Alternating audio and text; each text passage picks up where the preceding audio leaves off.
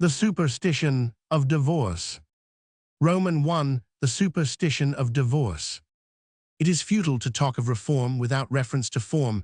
To take a case from my own taste and fancy, there is nothing I feel to be so beautiful and wonderful as a window. All casements are magic casements.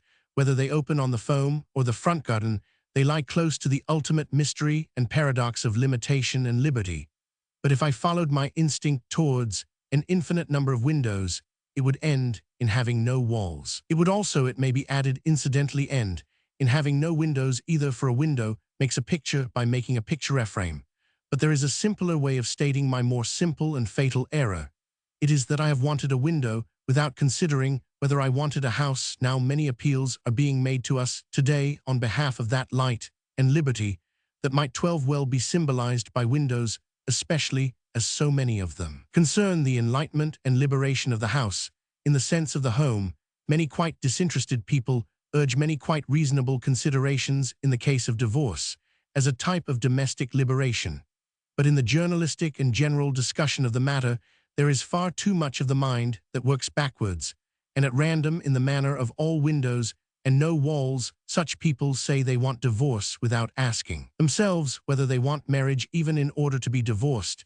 It has generally been found necessary to go through the preliminary formality of being married, and unless the nature of this initial act be considered, we might as well be discussing haircutting for the bald or spectacles for the blind. To be divorced is to be in the literal sense unmarried, and there is no sense in a thing being undone when we do not know if it is done. There is perhaps no worse advice 9 times out of 10 than the advice to do the work that's nearest it is especially bad when 13 it means, as it generally does, removing the obstacle that's nearest. It means that men are not to behave like men, but like mice who nibble at the thing that's nearest the man like the mouse. Undermines what he cannot understand because he himself bumps into a thing. He calls it the nearest obstacle, though the obstacle may happen to be the pillar that holds up the whole roof over his head. He industriously removes the obstacle, and in return the obstacle removes him and much more valuable things than he. This opportunism is perhaps the most unpractical thing in this highly unpractical world. People talk vaguely against destructive criticism, but what is the matter with this criticism is not that it destroys, but that it does not criticize. It is destruction without design. It is taking a complex machine to pieces bit by bit in any order without even knowing what the machine is for. And if a man deals with a deadly dynamic machine on the principle of touching the knob that's nearest, he will find out the defects of that cheery philosophy, now leaving many sincere and serious critics of Mod 14 earn marriage on one side. For the moment, great masses of modern men and women who write and talk about marriage are thus nibbling blindly at it like an army of mice. When the reformers propose, for instance, that divorce should be obtainable after an absence of 3 years, the absence actually taken for granted in the first military arrangements of the late European war, their readers and supporters could seldom give any sort of logical reason for the period being 3 years, and not 3 months or 3 minutes. They are like people who should say, "Give me 3 feet of dog," and not care where the cut came. Such persons fail to see a dog as an organic entity. In other words, they cannot make head or tail of it. And the chief thing to say about such reformers of marriage is that they cannot make head or tail of it. They do not know what it is, or what it is meant to be, or what its supporters suppose it to be. They never look at it, even when they are inside it. They do the work that's nearest, which is poking holes in the bottom of a boat under the impression that they are digging in a garden. This question 15 of what a thing is, and whether it is a garden or a boat, appears to them abstract and academic. They have no notion of how large is the idea they attack, or how relatively small appear the holes that they pick in it. Thus Sir Arthur Conan Doyle, an intelligent man in other matters, says that there is only a theological opposition to divorce, and that it is entirely founded on certain texts in the Bible about marriages. This is exactly as if he said that a belief in the brotherhood of men was only founded on certain texts in the Bible about all men being the children of Adam and Eve. Millions of peasants and plain people all over the world assume marriage to be static without having ever clapped eyes on any text. Numbers of more modern people especially after the recent experiments in America think divorce is a social disease without having ever bothered about any text. It may be maintained that even in these or in anyone the idea of marriage is ultimately mystical, and the same may be maintained about the idea of brotherhood. It is obvious that a husband and wife are not 16 visibly one flesh, in the sense of being one quadruped.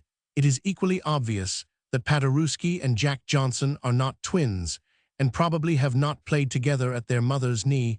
There is indeed a very important admission or addition to be realized here. What is true is this: that if the nonsense of Nietzsche or some such sophist submerged current culture so that it was the fashion to deny the duties of fraternity, then indeed it might be found that the group which still affirmed fraternity was the original group in whose sacred books was the text about Adam and Eve. Suppose some Prussian professor has opportunely discovered that Germans and lesser men are respectively descended from two such very different monkeys that they are in no sense brothers, but barely cousins German any number of times removed, and suppose he proceeds to remove them even further with a hatchet. Suppose he bases on this a repetition of the conduct of Cain, saying, "Not so much am I my brother's keeper, as is he really my brother," and suppose this higher philosophy of the hatchet 17 becomes prevalent in colleges and cultivated circles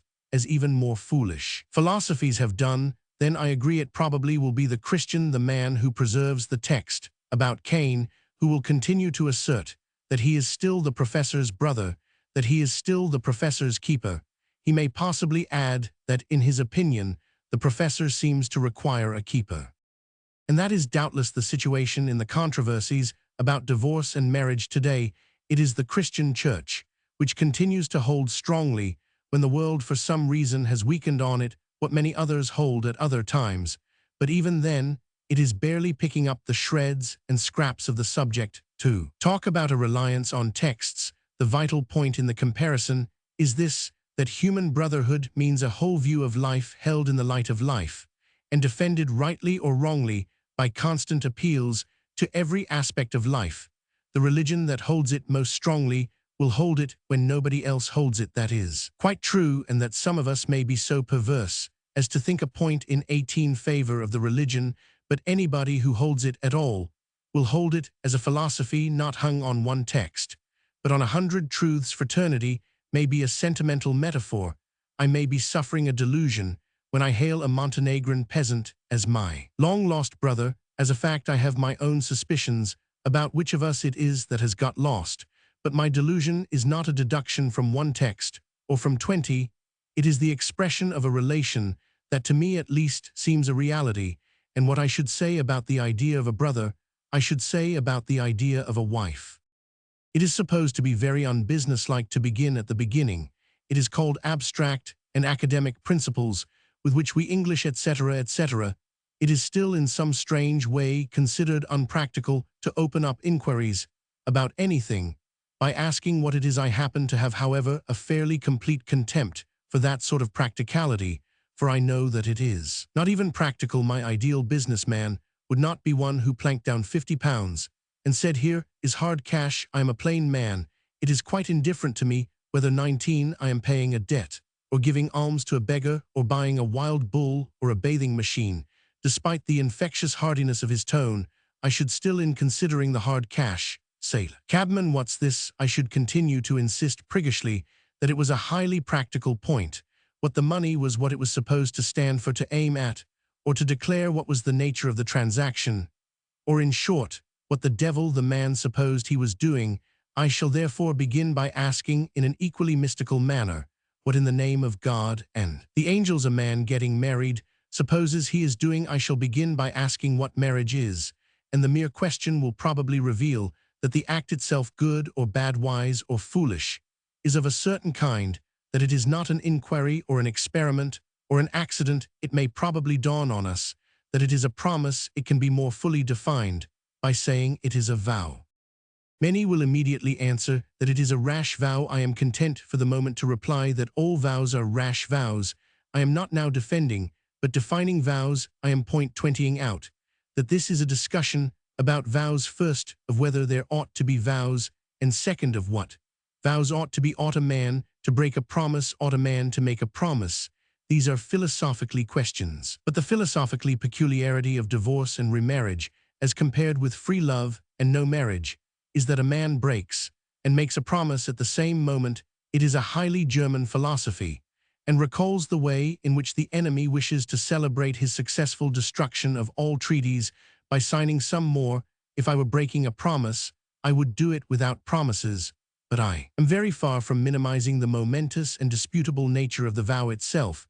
I shall try to show in a further article that this rash and romantic operation is the only furnace from which can come the plain hardware of humanity, the cast-iron resistance of citizenship, or the cold steel of common sense. But I am not denying that the furnace is a fire, the vow is a violent and unique thing, though there have been many besides the marriage vow: vows of chivalry, vows 21 of poverty, vows of celibacy, pagan as well as Christian, but modern fashion has rather fallen out of the habit, and men miss the type for the lack of the parallels. The shortest way of putting the problem is to ask whether being free includes being free to bind oneself, for the vow is a tryst with oneself. I may be misunderstood if I say for brevity that marriage is an affair of honor. The skeptic will be delighted to assent by saying it is a fight, and so it is, if only with oneself. But the point here is that it necessarily has the touch of the heroic, in which virtue can be translated by virtus. Now, about fighting in its nature, there is an implied infinity, or at least a potential infinity. I mean that loyalty in war is loyalty in defeat, or even disgrace. It is due to the flag precisely at the moment when the flag nearly falls. We do already apply this to the flag of the nation, and the question is whether it is wise or unwise to apply it to the flag of the family. Of course, it is tenable that we should apply it to neither. That misgovernment in the nation or misery in the citizen would make the desertion of the flag 22 an act of reason, and not treason. I will only say here that if this were really the limit of national loyalty, some of us would have deserted our nation long ago. 23. Roman 2. The superstition of divorce.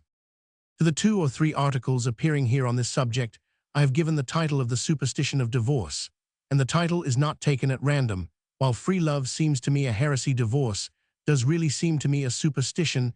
It is not only more of a superstition than free love, but much more of a superstition than strict sacramental marriage. And this point can hardly be made too plain. It is the partisans of divorce, not the defenders of marriage, who attach a stiff and senseless sanctity to a mere ceremony apart from the meaning of the ceremony. It is our opponents, and not we, who hope to be saved by the letter of ritual instead of the spirit of reality.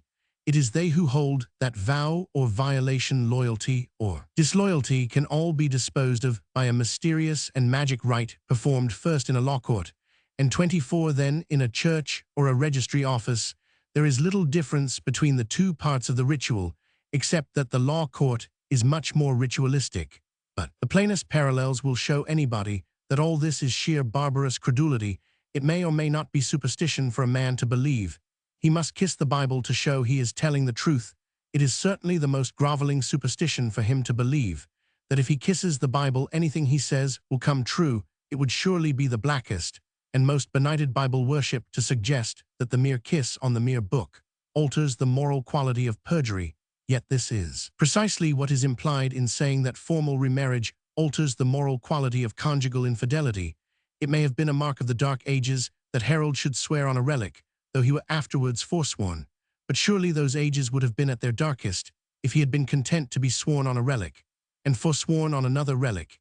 Yet this is the new altar these reformers would erect for us out of the mouldy and 25 meaningless relics of their dead law and their dying religion. Now we, at any rate, are talking about an idea, a thing of the intellect, and the soul, which we feel to be unalterable by legal antics. We are talking about the idea of loyalty, perhaps a fantastic, perhaps only an unfashionable idea, but one we can explain and defend as an idea. Now, I have already pointed out that most sane men do admit our ideal in such a case as patriotism or public spirit, the necessity of saving the state to which we belong. The patriot may revile, but must not renounce his country. He must curse it to cure it, but not to wither it up. The old pagan citizens felt thus about the city, and modern nationalists feel thus about the nation. But even mere modern internationalists feel it about something. if it is only the nation of mankind. Even the humanitarian does not become a misanthrope and live in a monkey house. Even a disappointed collectivist or communist does not retire into the exclusive society of beavers, because beavers are all communists of the most class-conscious solidarity. 26. He admits the necessity of clinging to his fellow creatures and begging them to abandon the use of the possessive pronoun, heartbreaking as his efforts must seem to him. After a time, even a pacifist does not prefer rats to men on the ground that the rat community is so pure from the taint of jingoism as always to leave the sinking ship. In short, everybody recognizes that there is some ship, large and small, which he ought not to leave even when he thinks it is sinking. We may take it then that there are institutions to which we are attached finally, just as there are others to which we are attached temporarily. We go from shop to shop, trying to get what we want, but we do not go from nation to nation doing this unless we belong to a certain group now heading very straight for pogroms. In the first case, it is the threat that we shall withdraw our custom. In the second, it is the threat that we shall never withdraw ourselves, that we shall be part of the institution to the last. The time when the shop loses its customers is the time when the city needs its citizens, but it needs 27 them as critics, who will always remain to criticize. I need not now emphasize the deadly need of this double energy of internal reform and external defense. The whole towering tragedy which has eclipsed our earth in our time is but one terrific illustration of it. The hammerstrokes are coming thick and fast now, and filling the world with infernal thunders, and there is still the iron sound of something unbreakable, deeper and louder than all the things that break. We may curse the kings, we may distrust the captains, we may murmur at the very existence of the armies, but we know that in the darkest days that may come to us, no man will desert the flag. Now when we pass from loyalty to the nation to loyalty to the family, there can be no doubt about the first and plainest difference. The difference is that the family is a thing far more free, the vow is a voluntary loyalty, and the marriage vow is marked among ordinary oaths of allegiance by the fact that the allegiance is also a choice. The man is not only a citizen of the city, but also 28, the founder and builder of the city. He is not only a soldier serving the colors, but he has himself artistically selected and combined the colors like the colors of an individual dress. If it be admissible to ask him to be true to the commonwealth that has made him, it is at least not more illiberal to ask him to be true to the commonwealth he has himself made. If civic fidelity be, as it is, a necessity, it is also in a special sense a constraint. The old joke against patriotism, the Gilbertian irony, congratulated the Englishman on his fine and fastidious taste in being born in England.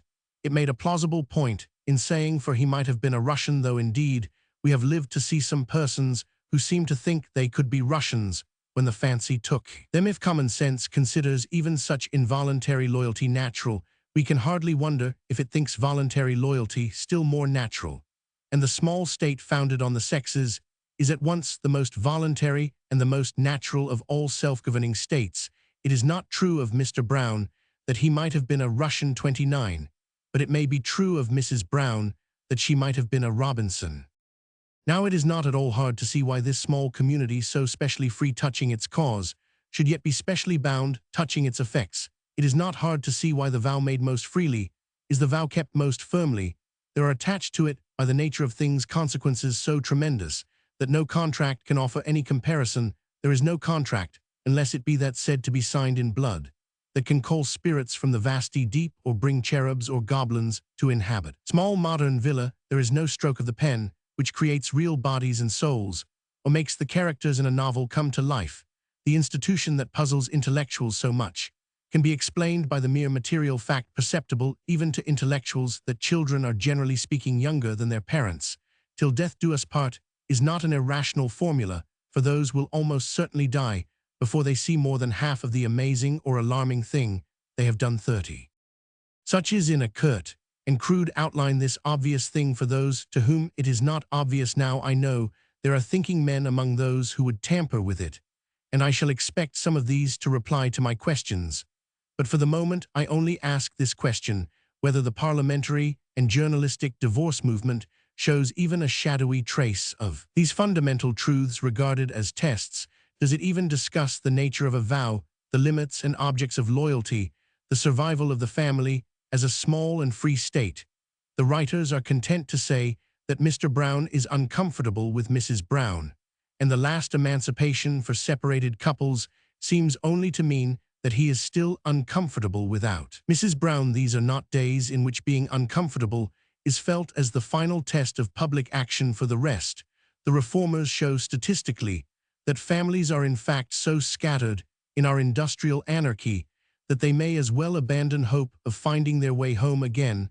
I am acquainted with that argument for making bad worse, and I see it. Every 31 we're leading to slavery. Because London Bridge is broken down, we must assume that bridges are not meant to bridge.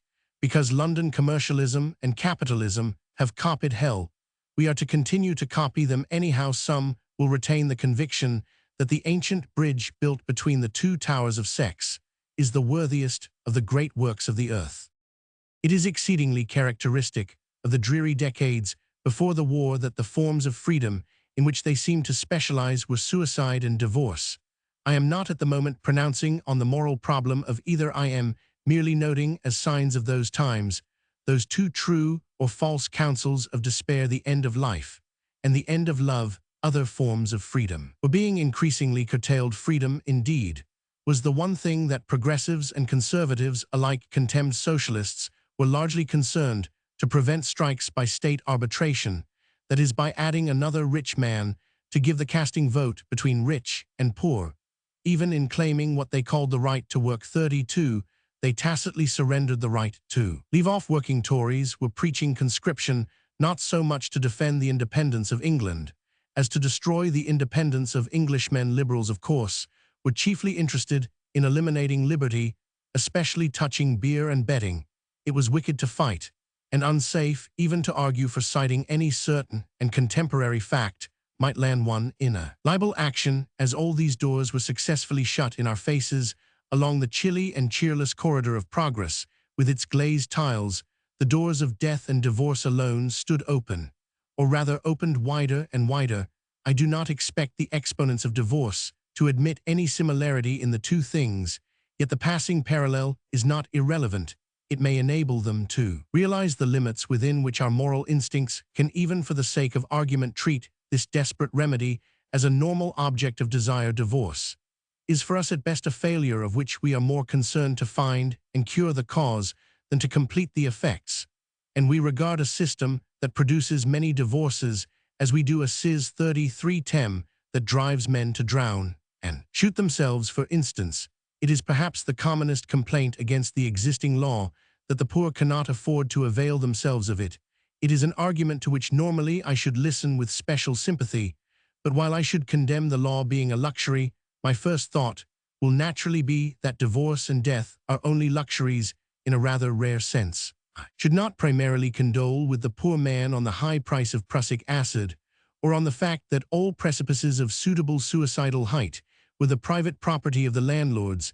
There are other high prices and high precipices I should attack. First, I should admit in the abstract that what is sauce for the goose is sauce for the gander, that what is good for the rich is good for the poor. But my first and strongest impression would be that prussic acid sauce is not good for anybody. I fear I should, on the impulse of the moment, pull a poor clerk or artisan back by the coat-tails if he were jumping over Shakespeare's cliff, even if Dover sands were strewn with the remains of the 34 dukes and bankers who had already taken the plunge.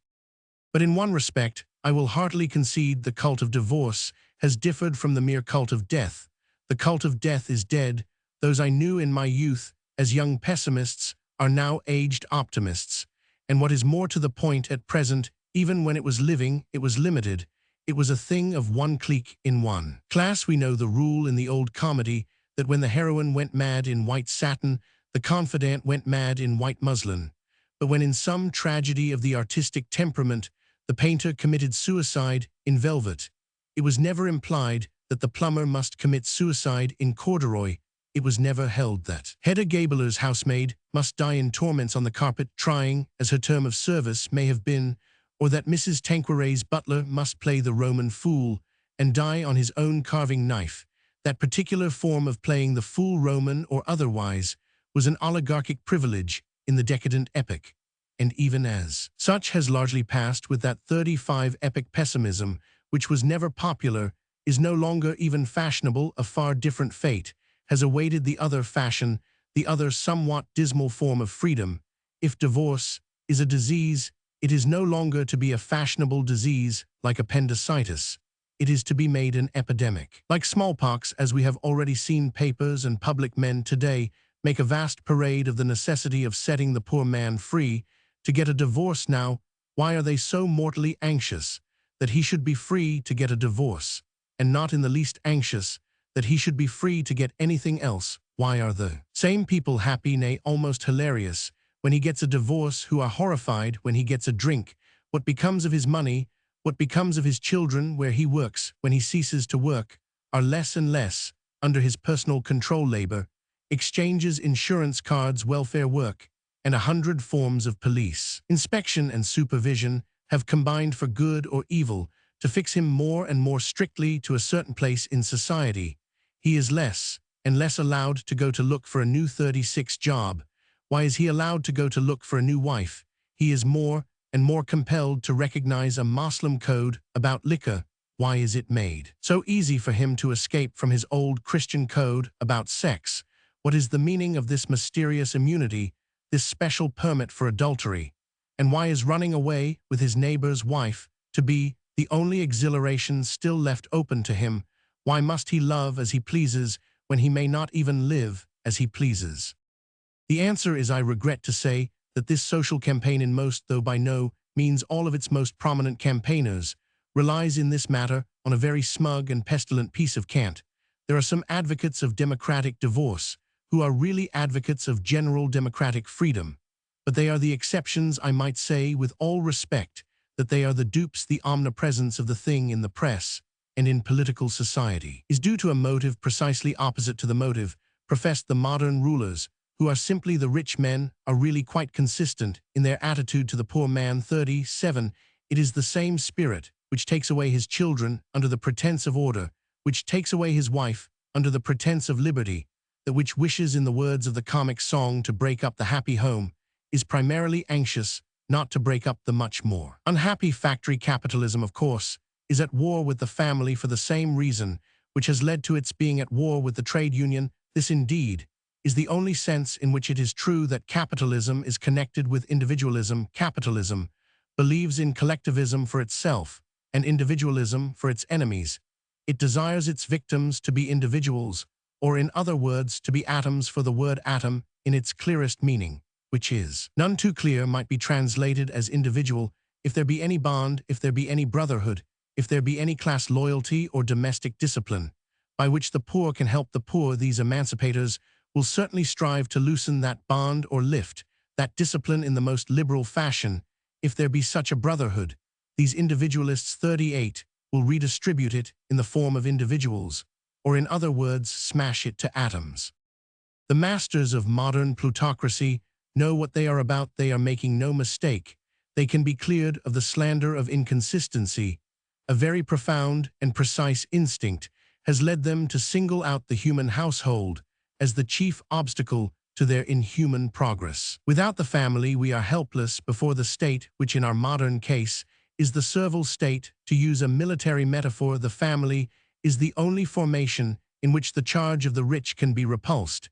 It is a force that forms twos as soldiers form fours, and in every peasant country has stood in the square house or the square plot of land, as infantry have stood in squares against cavalry. How this force operates thus, and why I will try to explain in the last of these articles, but it is when it is most nearly ridden down by the horsemen of pride and privilege, as in Poland or Ireland, when the battle grows most desperate and the hope most dark, that men begin to understand 39 why that wild oath in its beginnings was flung beyond the bounds of the world, and what would seem as passing as a vision is made permanent as a vow. 40. Roman 3. The superstition of divorce. There has long been a curiously consistent attempt to conceal the fact that France is a Christian country. There have been Frenchmen in the plot, no doubt, and no doubt there have been Frenchmen, though I have myself only found Englishmen in the derivative attempt to conceal the fact that Balzac was a Christian writer. I began to read Balzac long after I had read The Admirers of Balzac, and they had never given me a hint of this truth. I had read that his books were bound in yellow, and quite impudently French, though I may have been cloudy about why being French should be impudent in a Frenchman. I had read the truer description of the grimy wizard of the Comédie Humaine, and have lived to learn the truth of it. Balzac certainly is a genius of the type of 41, that artist he himself describes, who could draw a broomstick so that one knew it had swept the room after a murder. The furniture of Balzac is more alive than the figures of many dramas. For this I was prepared, but not for a certain spiritual assumption which I recognized at once as a historical phenomenon. The morality of a great writer is not the morality he teaches, but the morality he takes for granted. The Catholic type of Christian ethics runs through Balzac's books exactly as the Puritan type of Christian ethics runs through Bunyan's books. What his professed opinions were I do not know any more than I know Shakespeare's, but I know that both those great creators of a multitudinous world made it as compared with other and later writers on the same fundamental moral plan as the universe of Dante. There can be no doubt about it for anyone who can apply as a test the truth I have mentioned, that the fundamental things in a man are not the things he explains, but rather the things he forgets to explain. But here and there Balzac does explain, and with that intellect 42 tool concentration Mr. George Moore has acutely observed in that novelist when he is a theorist. And the other day I found in one of Balzac's novels this passage, which whether or no it would precisely hit Mr. George Moore's mood at this moment, strikes me as a perfect prophecy of this epoch, and might also be a motto for this book. With the solidarity of the family, society has lost that elemental force which Montesquieu defined and called honor. Society has isolated its members the better to govern them, and has divided in order to weaken. Throughout our youth and the years before the war, the current criticism followed Ibsen in describing the domestic system as a doll's house, and the domestic woman as a doll. Mr. Bernard Shaw varied the metaphor by saying that mere custom kept the woman in the home as it keeps the parrot in the cage, and the plays and tales of the period made vivid sketches of a woman who also resembled a parrot in other particulars, rich in raiment, shrill in accent, and addicted to saying over and over again what she had been taught 43 to say. Mr. Granville Barker, the spiritual child of Mr. Bernard Shaw, commented in his clever play of the Voysey inheritance on tyranny, hypocrisy, and boredom as the constituent elements of a happy English home. Leaving the truth of this aside for the moment, it will be well to insist that the conventionality thus criticized would be even more characteristic of a happy French home. It is not the Englishman's house, but the Frenchman's house that is his castle. It might be further added, touching the essential ethical view of the sexes at least, that the Irishman's house is his castle, though it has been for some centuries a besieged castle. Anyhow, those conventions which were remarked as making domesticity dull, narrow, and unnaturally meek and submissive are particularly powerful among the Irish and the French. From this, it will surely be easy for any lucid and logical thinker to deduce the fact that the French are dull and narrow, and that the Irish are unnaturally meek and submissive. Mr. Bernard Shaw, being an Irishman who lives among Englishmen, may be convened 44 neatly taken as the type of the difference, and it will no doubt be found that the political friends of Mr. Shaw among Englishmen will be of a wilder, revolutionary type than those whom he would have found among Irishmen. We are in a position to compare the meekness of the Fenians with the fury of the Fabians. This deadening monogamic ideal may even in a larger sense define and distinguish all the flat subserviency of Clare from all the flaming revolt of Clapham, nor need we now look far to understand why revolutions have been unknown in the history of France, or why they happen so persistently in the vaguer politics of England. This rigidity and respectability must surely be the explanation of all that incapacity for any civil experiment or explosion, which has always marked that sleepy hamlet of very private houses which we call the city of Paris. But the same things are true not only of Parisians, but of peasants. They are even true of other peasants. In the Great Alliance, students of Serbian traditions tell us that the peasant literature lays a special and singular 45 curse on the violation of marriage, and this may well explain the prim and sheepish pacifism complained of in that people. In plain words, there is clearly something wrong in the calculation by which it was proved that a housewife must be as much a servant as a housemaid, or which exhibited the domesticated man as being as gentle as the primrose or as conservative as the Primrose League. It is precisely those who have been conservative about the family who have been revolutionary about the state, those who are blamed for the bigotry or bourgeois smugness of their marriage conventions are actually those blamed for the restlessness and violence of their political reforms. Nor is there seriously any difficulty in discovering the cause of this. It is simply that in such a society, the government in dealing with the family deals with something almost as permanent and self-renewing as itself. There can be a continuous family policy, like a continuous foreign policy in peasant countries. The family fights, it may almost be said that the farm fights. I do not mean merely 46. That it riots in evil and exceptional times, though this is not unimportant. It was a savage, but a sane feature. When in the Irish evictions the women poured hot water from the windows, it was part of a final falling back on private tools as public weapons. That sort of thing is not only war to the knife, but almost war to the fork and spoon.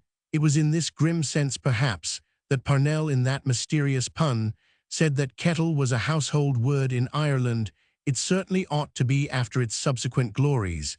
And in a more general sense, it is certain that meddling with the housewife will ultimately mean getting into hot water, but it is not of such crises of bodily struggle that I speak, but of a steady and peaceful pressure from below of 1,000 families upon the framework of government.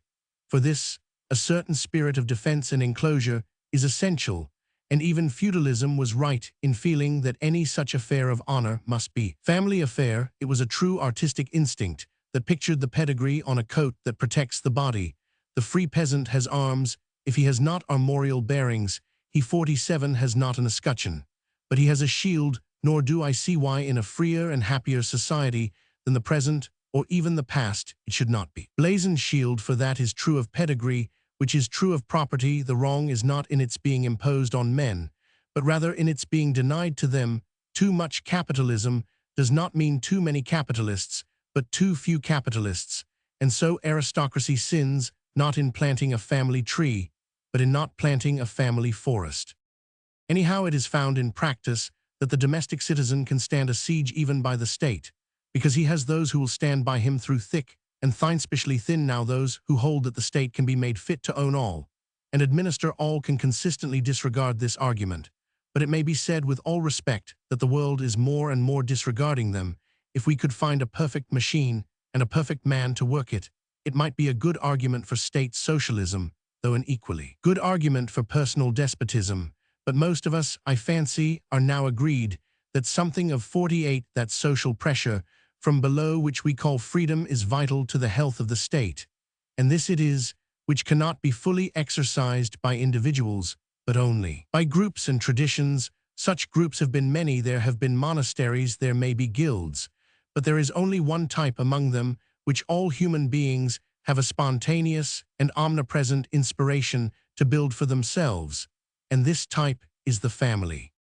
I had intended this article to be the last of those outlining the elements of this debate, but I shall have to add a short concluding section on the way in which all this is missed in the practical, or rather unpractical, proposals about divorce. Here, I will only say that they suffer from the modern and morbid weaknesses of always sacrificing the normal to the abnormal.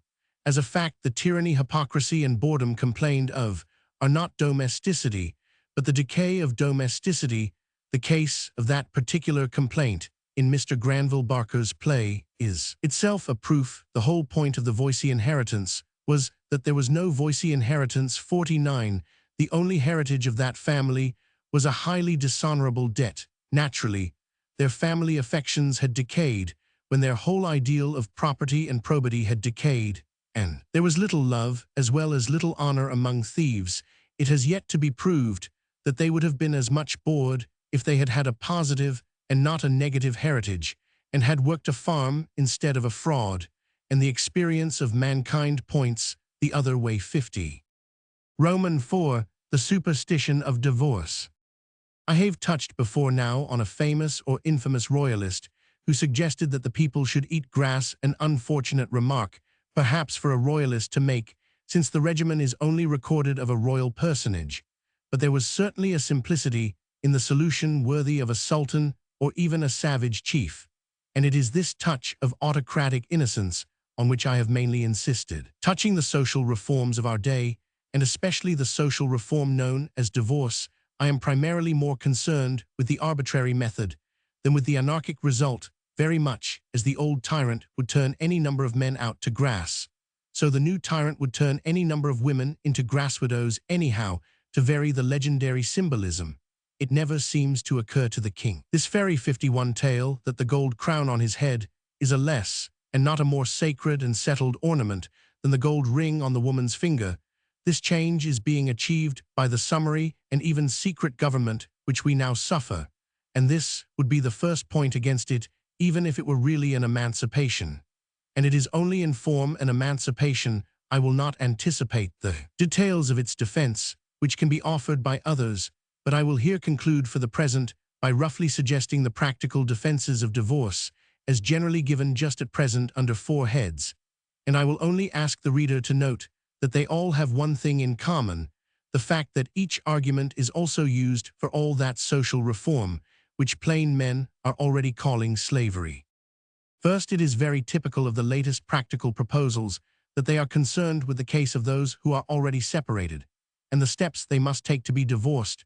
There is a spirit penetrating all our society today by which the exception is allowed to alter the rule, the exile to deflect patriotism, 52, the orphan to depose parenthood, and even the widow, or in this case, as we have seen the grass widow, to destroy the position of the wife. There is a sort of symbol of this tendency in that mysterious and unfortunate nomadic nation, which has been allowed to alter so many things from a crusade in Russia to a cottage in South Bucks. We have been told to treat the wandering Jew as a pilgrim, while we still treat the wandering Christian as a vagabond. And yet the latter is at least trying to get home like Ulysses, whereas the former is if anything rather fleeing from home like Cain. He who is detached, disgruntled, nondescript, intermediate, is everywhere made the excuse for altering what is common, corporate, traditional, and popular. And the alteration is always for the worse. The mermaid never becomes more womanly, but only more fishy. The centaur never becomes more manly, but only more horsey. The Jew cannot really internationalize Christendom. He can only denationalize Christendom. The proletarian does not find it easy to become a small proprietor. He is 53, finding it far easier to become a slave. So the unfortunate man who cannot tolerate the woman he has chosen from all the women in the world is not encouraged to return to her and tolerate her, but encouraged to choose another woman whom he may in due course refuse to tolerate. And in all these cases, the argument is the same, that the man in the intermediate state is unhappy. Probably he is unhappy since he is abnormal, but the point is that he is permitted to loosen the universal bond which has kept millions of others normal, because he has himself got into a hole. He is allowed to burrow in it like a rabbit and undermine a whole countryside. Next we have, as we always have touching such crude experiments, an argument from the example of other countries, and especially of new countries. Thus, the eugenists tell me solemnly that there have been very successful eugenic experiments in America, and they rigidly retain their solemnity while refusing with many rebukes to believe in mine when I tell them that one of the eugenic experiments in America is a chemical experiment 54, which consists of changing a black man into the allotropic form of white ashes. It is really an exceedingly eugenic experiment, since its chief object is to discourage an interracial mixture of blood, which is not desired. But I do not like this American experiment, however American, and I trust and believe that it is not typically American at all. It represents, I conceive, only one element in the complexity of the great democracy, and goes along with other evil elements, so that I am not at all surprised that the same strange social sections which permit a human being to be burned alive also permit the exalted science of eugenics. It is the same in the milder matter of liquor laws, and we are told that certain rather crude colonials have established prohibition laws, which they try to evade, just as we are told they have established divorce laws, which they are now trying to repeal for, in this case of divorce. At least the argument from distant precedents has recoiled crushingly upon itself. There is already an agitation for less divorce, in Aimer 55 Ica, even while there is an agitation for more divorce in England. Again, when an argument is based on a need of population, it will be well if those supporting it realize where it may carry them.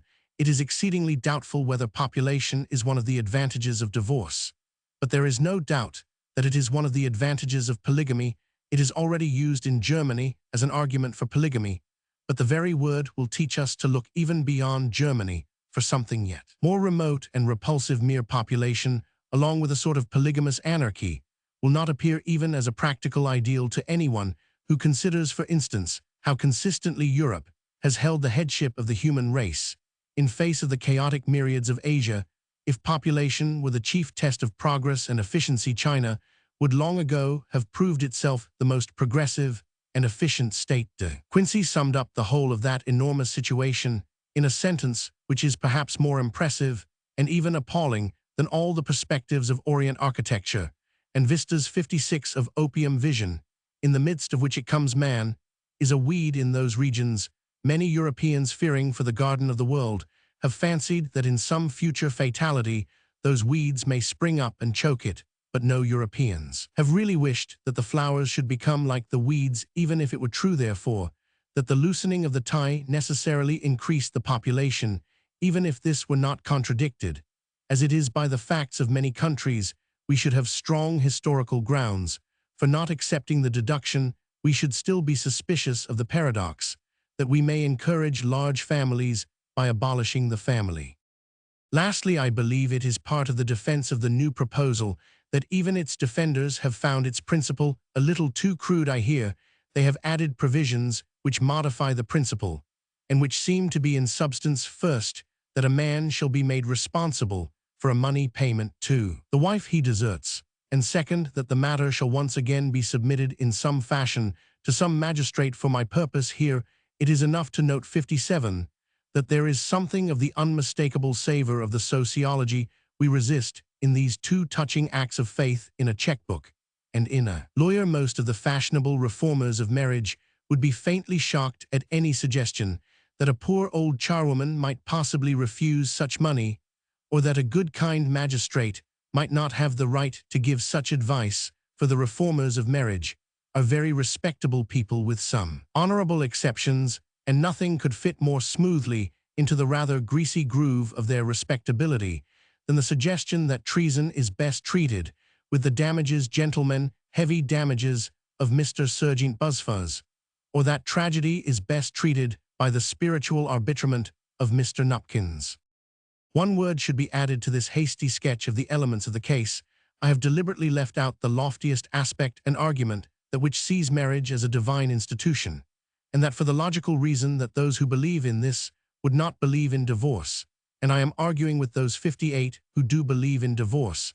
I do not ask them to assume the worth of my creed or any creed, and I could wish they did not so often ask me to assume the worth of their worthless, poisonous, plutocratic modern society. But if it could be shown, as I think it can, that a long historical view and a patient political experience can at last accumulate solid scientific evidence of the vital need of such a vow, then I can conceive no more tremendous tribute than this to any faith which made a flaming affirmation from the darkest beginnings of what the latest enlightenment can only slowly discover in the end. 59. The story of the family. Roman 5. The story of the family. The most ancient of human institutions has an authority that may seem as wild as anarchy alone. Among all such institutions, it begins with a spontaneous attraction, and may be said strictly and not sentimentally to be founded on love, instead of fear. The attempt to compare it with coercive institutions, complicating later history, has led to infinite illogicality in later times. It is as unique as it is universal. There is nothing in any other social relations in any way parallel to the mutual attraction of the sexes. By missing this simple point, the modern world has fallen into 100 follies. The idea of general revolt of women against men has been proclaimed with flags and processions, like a revolt of vassals against their lords of niggers, against nigger drivers of Poles, against Prussians or Irishmen, against 62 Englishmen, for all the world, as if we really believed in the fabulous nation of the Amazons. The equally philosophical idea of a general revolt of men against women has been put into a romance by Sir Walter Besant and into a sociological book by Mr. Belfort Bax. But at the first touch of this truth of an aboriginal attraction, all such comparisons collapse and are seen to be comic. A Prussian does not feel from the first that he can only be happy if he spends his days and nights with a Pole. An Englishman does not think his house empty and cheerless, unless it happens to contain an Irishman. A white man does not in his romantic youth dream of the perfect beauty of a black man. A railway magnate seldom writes poems about the personal fascination of a railway porter. All the other revolts against all the other relations are reasonable and even inevitable, because those relations are originally only founded upon force or self-interest. Force can abolish what force can establish. Self-interest can terminate a contract when self-interest has dictated the contract, but the love of man and woman is 63 not an institution that can be abolished or a contract that can be terminated. It is something older than all institutions or contracts, and something that is certain to outlast them. All the other revolts are real because there remains a possibility that the things may be destroyed or at least divided. You can abolish capitalists, but you cannot abolish males. Prussians can go out of Poland or Negroes can be repatriated to Africa, but a man and a woman must remain together in one way or another and must learn to put up with each other somehow. These are very simple truths. That is why nobody nowadays seems to take any particular notice of them. And the truth that follows next is equally obvious. There is no dispute about the purpose of nature. In creating such an attraction, it would be more intelligent to call it the purpose of God, for nature can have no purpose unless God is behind it. To talk of the purpose of nature is to make a vain attempt to avoid being anthropomorphic. Merely by being feminist, it is believing in a goddess, because you are too skeptical to be 64 believe in a god. But this is a controversy which can be kept apart from the question if we content ourselves with saying that the vital value ultimately found in this attraction is of course the renewal of the race itself. The child is an explanation of the father and mother, and the fact that it is a human child is the explanation of the ancient human ties connecting the father and mother. The more human, that is, the less bestial, is the child, the more lawful and lasting are the ties. So far from any progress in culture or the sciences tending to loosen the bond, any such progress must logically tend to tighten it. The more things there are for the child to learn, the longer he must remain at the natural school for learning them, and the longer his teachers must at least postpone the dissolution of their partnership.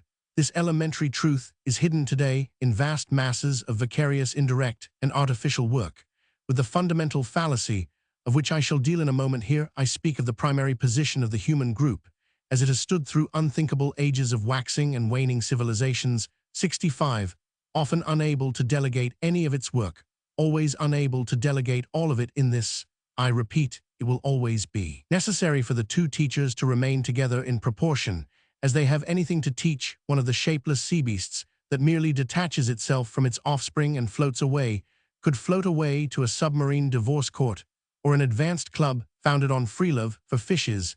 The sea beast might do this precisely because the sea beast's offspring need do nothing, because it has not got to learn the polka or the multiplication table. All these are truisms, but they are also truths, and truths that will return. For the present tangle of semi-official substitutes is not only a stopgap, but one that is not big enough to stop the gap.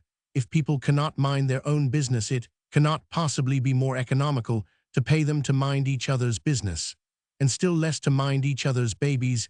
It is simply throwing away a natural force and then paying for an artificial force, as if a man were to water a plant with a hose while holding up an umbrella to protect it from the rain. The 66 hole really rests on a plutocratic illusion of an infinite supply of servants. When we offer any other system as a career for women, we are really proposing that an infinite number of them should become servants of a plutocratic or bureaucratic sort.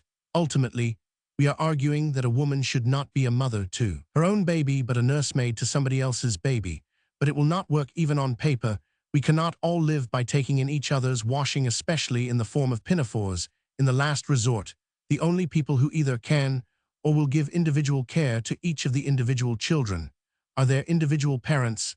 The expression, as applied to those dealing with changing crowds of children, is a graceful and legitimate flourish of speech.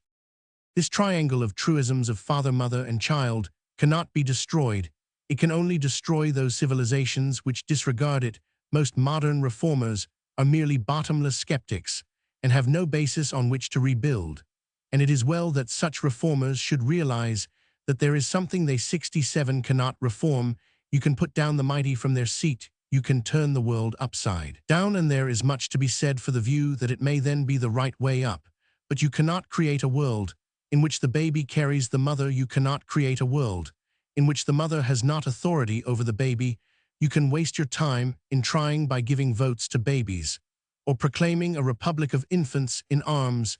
You can say, as an educationist said the other day, that small children should criticize, question authority, and suspend their judgment. I do not know why he did not go on to say that they should earn their own living, pay income tax to the state, and die in battle for the fatherland. For the proposal evidently is that children shall have no childhood.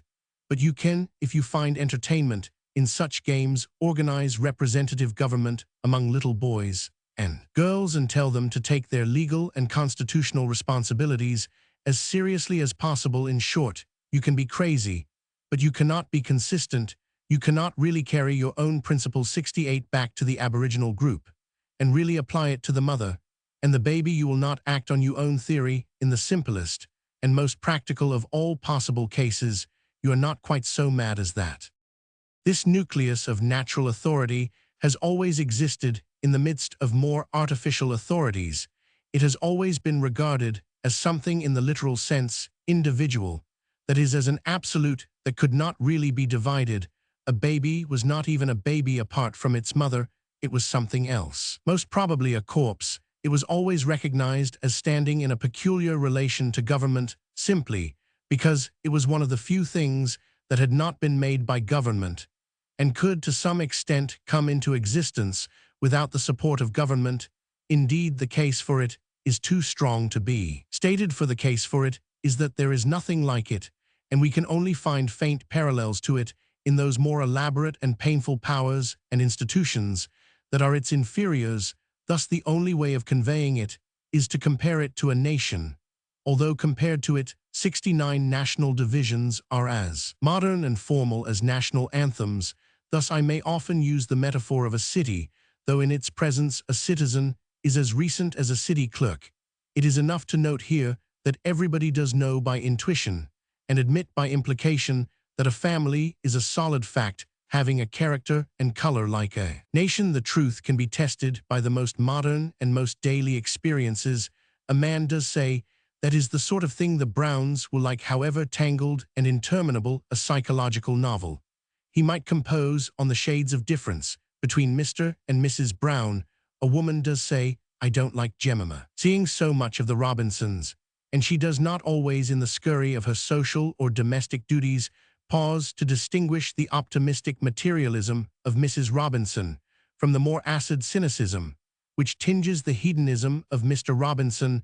There is a color of the household inside as conspicuous as the color of the house outside. That color is a blend, and if any tint in it predominate, it is generally that preferred by Mrs. Robinson. But 70, like all composite colors, it is a separate color, as separate as green is from blue and yellow. Every marriage is a sort of wild balance, and in every case the compromise is as unique as an eccentricity. Philanthropists walking in the slums often see the compromise in the street and mistake it for a fight. When they interfere, they are thoroughly thumped by both parties and serve them right for not respecting the very institution that brought them into the world. The first thing to see is that this enormous normality is like a mountain, and one that is capable of being a volcano. Every abnormality that is now opposed to it is like a molehill, and the earnest sociological organizers of it are exceedingly like moles. But the mountain is a volcano in another sense, also as suggested in that tradition of the southern fields fertilized by larvae. It has a creative as well as a destructive side, and it only remains in this part of the analysis to note the political effect of this extrapolitical institution and the political ideals of which it has been the 71 champion. and perhaps the only permanent champion. The ideal for which it stands in the state is liberty. It stands for liberty for the very simple reason with which this rough analysis started. It is the only one of these institutions that is at once necessary and voluntary. It is the only check on the state that is bound to renew itself as eternally as the state, and more naturally than the state. Every sane man recognizes that unlimited liberty is anarchy, or rather is nonentity. The civic idea of liberty is to give the citizen a province of liberty, a limitation within which a citizen is a king. This, the only way in which truth can ever find refuge from public persecution, and the good man survived the bad government, but the good man by himself is no match for the city. There must be balanced against it another ideal institution, and in that sense, an immortal institution. So long as the state is the only ideal institution, the state will call on the citizen to sacrifice himself, and therefore will not have the smallest scruple in sacrificing the citizen. The state consists of coercition and must always be justified from its own point of view in extending the bounds of coercion. As for instance in the case of conscription, the only thing that can be set up to check or challenge this authority is a voluntary law and a voluntary loyalty. That loyalty is the protection of liberty in the only sphere where liberty can fully dwell. It is a principle of the Constitution that the king never dies. It is the whole principle of the family that the citizen never dies. There must be a heraldry and heredity of freedom, a tradition of resistance to tyranny. A man must be not only free, but freeborn.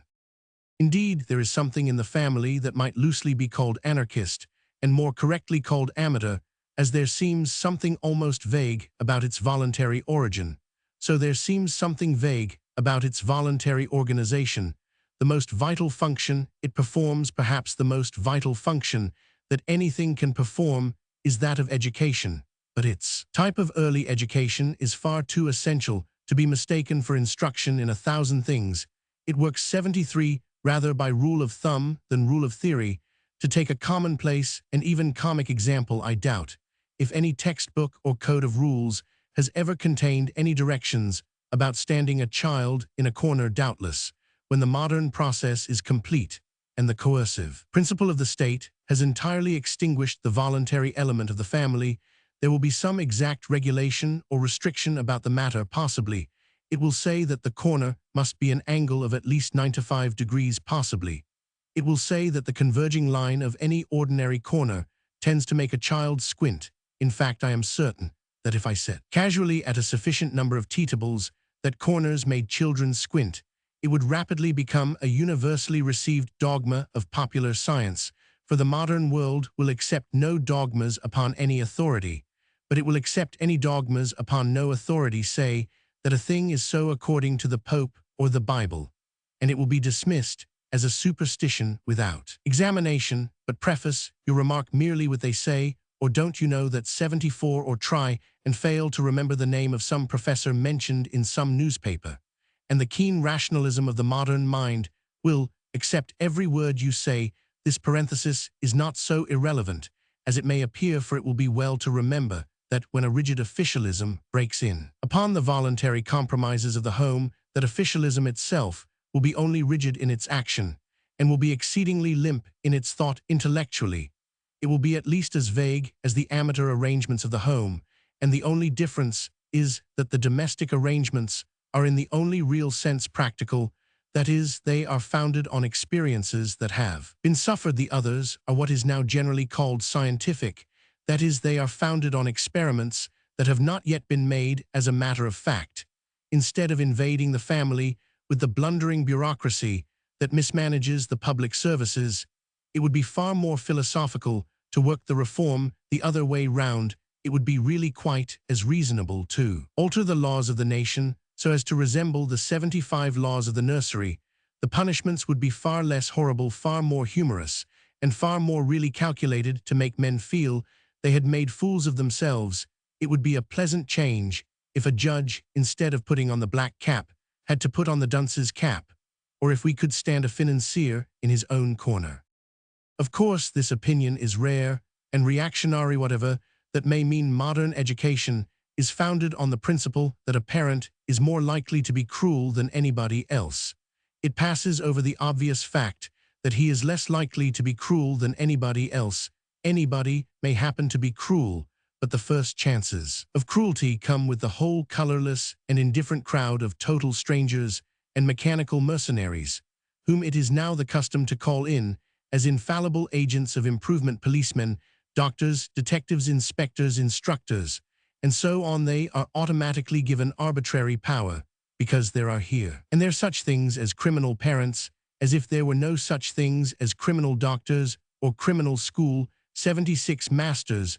A mother is not always judicious about her child's diet, so it is given into the control of Dr. Crippen.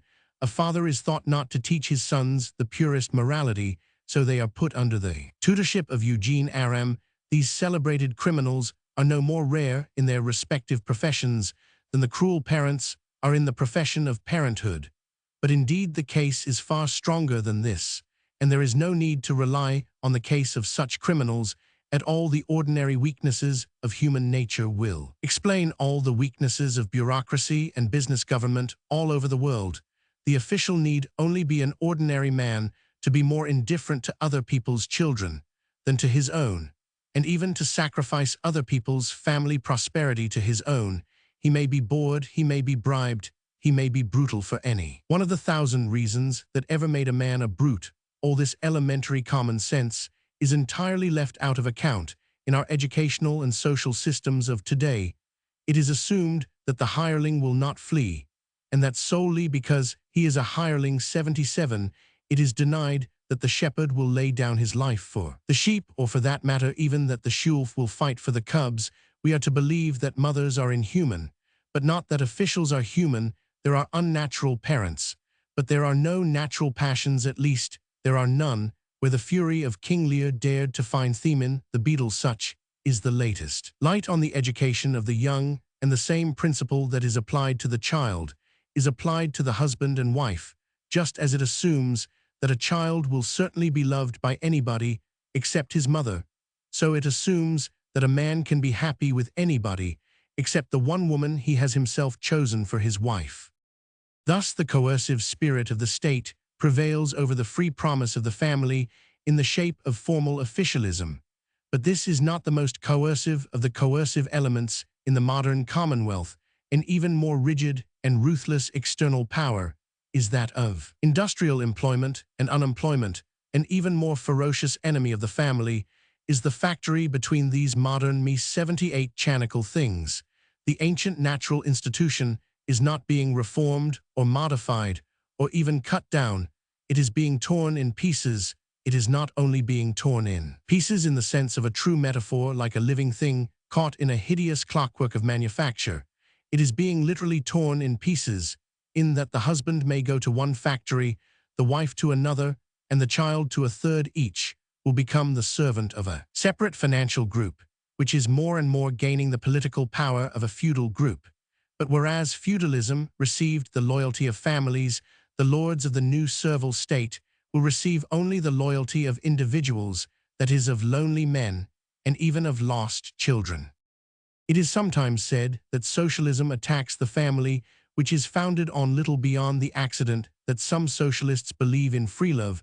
I have been a socialist, and I am no longer a socialist, and at no time did I believe in free love. It is true, I think, in a large and unconscious sense, that state socialism encourages the general coercive 79 claim I have been considering. But if it be true that socialism attacks the family in theory, it is far more certain that capitalism attacks it in practice. It is a paradox, but a plain fact that men never notice a thing as long as it exists in practice. Men who will note a heresy will ignore an abuse. Let anyone who doubts the paradox imagine the newspapers formally printing along with the honors list a price list for peerages and knighthoods, though everybody knows they are bought and sold. So the factory is destroying the family in fact and need. Depend on no poor mad theorist who dreams of destroying it in fancy, and what is destroying it is nothing so plausible as free love, but something rather to be described as an enforced fear. It is economic punishment, more terrible than legal punishment, which may yet land us in slavery as the only safety. From its first days in the forest, this human group had to fight against wild monsters, and so it is now fighting against these wild machines. It only managed to survive then, and it will only manage to survive now by a 80-strong internal sanctity, a tacit oath or dedication deeper than that of the city or the tribe.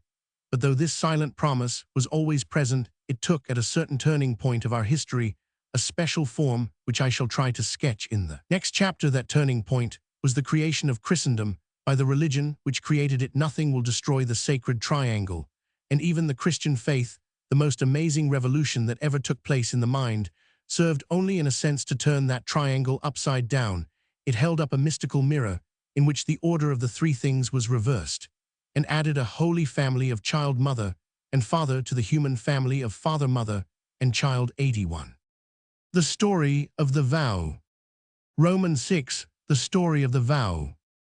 Charles Lamb, with his fine fantastic instinct for combinations that are also contrasts, has noted somewhere a contrast between St. Valentine and Valentines. There seems a comic incongruity in such lively and frivolous flirtations, still depending on the date and title of an ascetic and celibate bishop of the Dark Ages. The paradox lends itself to his treatment, and there is a truth in his view of it. Perhaps it may seem even more of a paradox to say there is no paradox. In such cases, unification appears more provocative than division, and it may seem idly contradictory to deny the contradiction, and yet in truth there is no contradiction in the deepest sense. There is a very real similarity which puts St. Valentine and his Valentines on one side, and most of the modern world on the 84 other. I should hesitate to ask even a German professor to collate and study carefully all the Valentines in the world, with the object of tracing a philosophical principle running through them. But if he did, I have no doubt about the philosophically principle he would find, however trivial, however imbecile, however vulgar, or vapid, or stereotyped the imagery of such things might be, it would always involve one idea, the same idea that makes lovers laboriously chip their initials on a tree or a rock. In a sort of monogram of monogamy, it may be a Cockney trick to tie one's love on a tree, though Orlando did it, and would now doubtless be arrested by the police for breaking the bylaws of the Forest of Arden. I am not here concerned especially to commend the habit of cutting one's own name and private address in large letters on the front of the Parthenon, across the face of the Sphinx, or in any other nook or corner where it may chance to arrest the sentimental interest of posterity. But like many other popular things of the sort that can generally be found in Shakespeare, there is a meaning 85 in it that would probably be missed by a less popular poet like Shelley. There is a very permanent truth in the fact that two free persons deliberately tie themselves to a log of wood, and it is the idea of tying oneself to something that runs through all this old amorous allegory like a pattern of fetters. There is always the notion of hearts chained together or skewered together, or in some manner secured. There is a security that can only be called captivity. That it frequently fails to secure itself has nothing to do with the present point. The point is that every philosophy of sex must fail, which does not account for its ambition of fixity as well as for its experience of failure. There is nothing to make Orlando commit himself on the sworn evidence of the nearest tree. He is not bound to be bound. He is under constraint, but nobody constrains him to be under constraint. In short, Orlando took a vow to marry precisely as Valentine took a vow not to marry, nor could any ascetic, without being a heretic, have asserted in the wildest reactions of asceticism that the vow of Orlando was not 86 lawful, as well as the vow of Valentine. But it is a notable fact that even when it was not lawful, it was still a vow. Through all that medieval culture which has left us the legend of romance, there ran this pattern of a chain which was felt as binding even where it ought not to bind. The lawless loves of medieval legends all have their own law, and especially their own loyalty, as in the tales of Tristram or Lancelot. In this sense, we might say that medieval profligacy was more fixed than modern marriage. I am not here discussing either modern or medieval ethics in the matter of what they did say or ought to say of such things. I am only noting as a historical fact the insistence of the medieval imagination, even at its wildest, upon one particular idea. That idea is the idea of the vow It might be the vow which St. Valentine took, it might be a lesser vow, which he regarded as lawful, it might be a wild vow, which he regarded as quite lawless, but the whole society, which made such festivals and bequeathed to us such traditions, was full of the idea of vows, and we must recognize AD7 this notion, even if we think it nonsensical, as the note of the whole civilization, and Valentine and the Valentine both express it for us even more if we feel them both as exaggerated or even as exaggerating. Opposites, those extremes meet, and they meet in the same place. Their trysting place is by the tree on which the lover hung his love letters, and even if the lover hung himself on the tree instead of his literary compositions, even that act had about it also an indefinable flavor of finality. It is often said by the critics of Christian origins that certain ritual feasts, processions, or dances are really of pagan origin. They might as well say that our legs are of pagan origin. Nobody ever disputed that humanity was human before it was Christian, and no church manufactured the legs with which men walked or danced, either in a pilgrimage or a ballet. What can really be maintained so as to carry not a little conviction is this, that where such a church has existed, it has preserved not only the processions, but the dances, not only the cathedral, but the car. 88 Nival, one of the chief claims of Christian civilization, is to have preserved things of pagan origin. In short, in the old religious countries men continue to dance, while in the new scientific cities they are often content to drudge. But when this saner view of history is realized, there does remain something more mystical and difficult to define. Even heathen things are Christian when they have been preserved by Christianity. Chivalry is something recognizably different even from the virtues of Virgil. Charity is something exceedingly different from the plain city of Homer. Even our patriotism is something more subtle than the undivided lover of the city, and the change is felt in the most permanent things, such as the love of landscape or the love of woman. To define the differentiation in all these things will always be hopelessly difficult, but I would here suggest one element in the change, which is perhaps too much neglected, which at any rate ought not to be neglected: the nature of a vow. I might express it by saying that pagan antiquity was 89 the age of status, that Christian medievalism was the age of vows, and that skeptical modernity has been the age of contracts, or rather has tried to be and has failed. The outstanding example of status was slavery. Needless to say, slavery does not mean tyranny. Indeed, it need only be regarded relatively to other things to be regarded as charity. The idea of slavery is that large numbers of men are meant and made to do the heavy work of the world, and that others, while taking the margin of profits, must nevertheless support them, while they do it. The point is not whether the work is excessive or moderate, or whether the condition is comfortable or uncomfortable. The point is that his work is chosen for the man, his status fixed for the man, and this status is forced on him by law. As Mr. Balfour said about socialism, that is slavery, and nothing else is slavery. The slave might well be, and often was, far more comfortable than the average free laborer, and certainly far more lazy than the average peasant. He was a slave because he had not reached his position by choice or promise or bargain, but merely by status. It is admitted that when Christianity had been for some time at work in the world, this ancient servile status began in some mysterious manner to disappear. I suggest here that one of the forms which the new spirit took was the importance of the vow. Feudalism, for instance, differed from slavery chiefly because feudalism was a vow. The vassal put his hands in those of his lord and vowed to be his man, but there was an accent on the noun substantive as well as on the possessive pronoun. By swearing to be his man, he proved he was not his chattel. Nobody exacts a promise from a pickaxe or expects a poker to swear everlasting friendship with the tongs. Nobody takes the word of a spade, and nobody ever took the word of a slave. It marks at least a special stage of transition, that the form of freedom was essential to the fact of service, or even of servitude. In this way, it is not a coincidence that the word homage actually means manhood, and if there was vow instead of status, even in the static parts of 91 feudalism, it is needless to say that there was a wilder luxuriance of vows in the more adventurous part of it. The whole of what we call chivalry was one great vow. Vows of chivalry varied infinitely from the most solid to the most fantastic, from a vow to give all the spoils of conquest to the poor, to a vow to refrain from shaving, until the first glimpse of Jerusalem. As I have remarked, this rule of loyalty, even in the unruly exceptions, which proved the rule ran through all the romances and songs of the troubadours, and there were always vows, even when they were very far from being marriage vows. The idea is as much present in what they called the gay science of love, as in what they called the divine science of theology. The modern reader will smile at the mention of these things as sciences, and will turn to the study of sociology, ethnology, and psychoanalysis.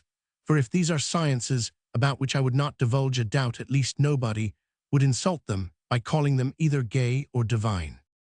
I mean here to emphasize the presence, and 92, not even to settle the proportion of this new notion in the Middle Ages.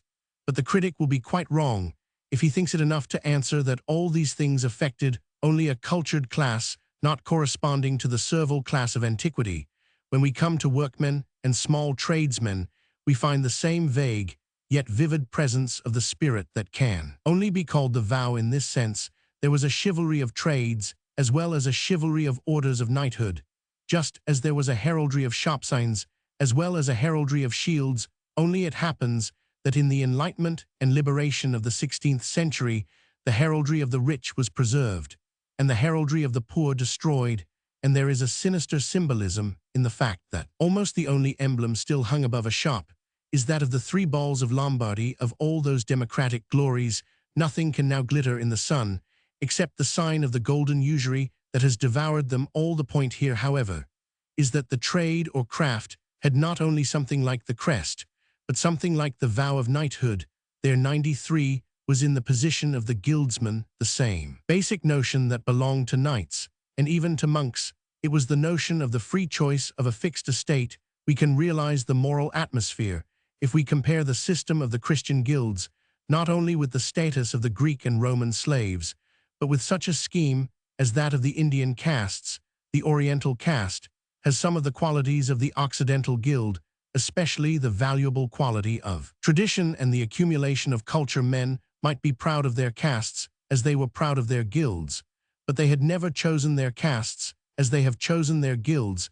They had never within historic memory even collectively created their castes as they collectively created their guilds. Like the slave system, the caste system was older than history. The heathens of modern Asia, as much as the heathens of ancient Europe, lived by the very spirit of status. Status in a trade has been accepted like status in a tribe, and that in a tribe of beasts and birds rather than men, the fisherman continued to be a fisherman, as the fish continued 94 to be a fish, and the hunter would no more turn into a cook than his dog would try its luck. As a cat, certainly, his dog would not be found prostrated before the mysterious altar of pashed barking, or whining a wild, lonely, and individual vow that he at all costs would become a cat. Yet that was the vital revolt and innovation of vows, as compared with castes or slavery, as when a man vowed to be a monk or the son of a cobbler, saluted the shrine of St. Joseph, the patron saint of carpenters. When he had entered the guild of the carpenters, he did, indeed, find himself responsible for a very real loyalty and discipline, but the whole social atmosphere surrounding his entrance was full of the sense of a separate and personal decision. There is one place where we can still find this sentiment, the sentiment of something at once free and final. We can feel it if the service is properly understood before and after the marriage vows at any ordinary wedding in any ordinary church. Such in very vague outline has been the historical nature of vows, and the unique part 95 they played in that medieval civilization out of which modern civilization rose or fell. We can now consider a little less cloudily than it is generally considered nowadays, whether we really think vows are good things, whether they ought to be broken, and as would naturally follow, whether they ought to be made. But we can never judge it fairly till we face, as I have tried to suggest, this main fact of history, that the personal pledge, feudal or civic or monastic, was the way in which the world did escape from the system of slavery in the past, for the modern breakdown of mere contract leaves it still doubtful if there be any other way of escaping it in the future. The idea, or at any rate the ideal of the thing called a vow, is fairly obvious. It is to combine the fixity that goes with finality with the self-respect that only goes with freedom. The man is a slave who is his own master, and a king who is his own ancestor for all kinds of social purposes. He has the calculable orbit of the man in the caste or the servile state, but in the story of his own soul he is still per 96, suing at great peril his own adventure As seen by his neighbors, he is as safe as if immured in a fortress, but as seen by himself, he may be forever careering through the sky or crashing towards the earth in a flying ship.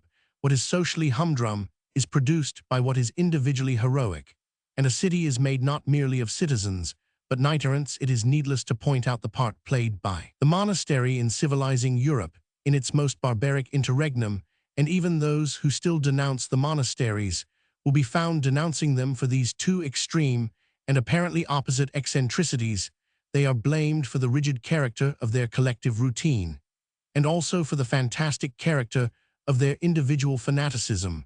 For the purposes of this part of the argument, it would not matter if the marriage vow produced the most austere discomforts of the monastic vow. The point for the present is that it was sustained by a sense of free will, and the feeling that its evils were not accepted, but chosen. The same spirit ran through all the guilds and popular arts and spontaneous social systems.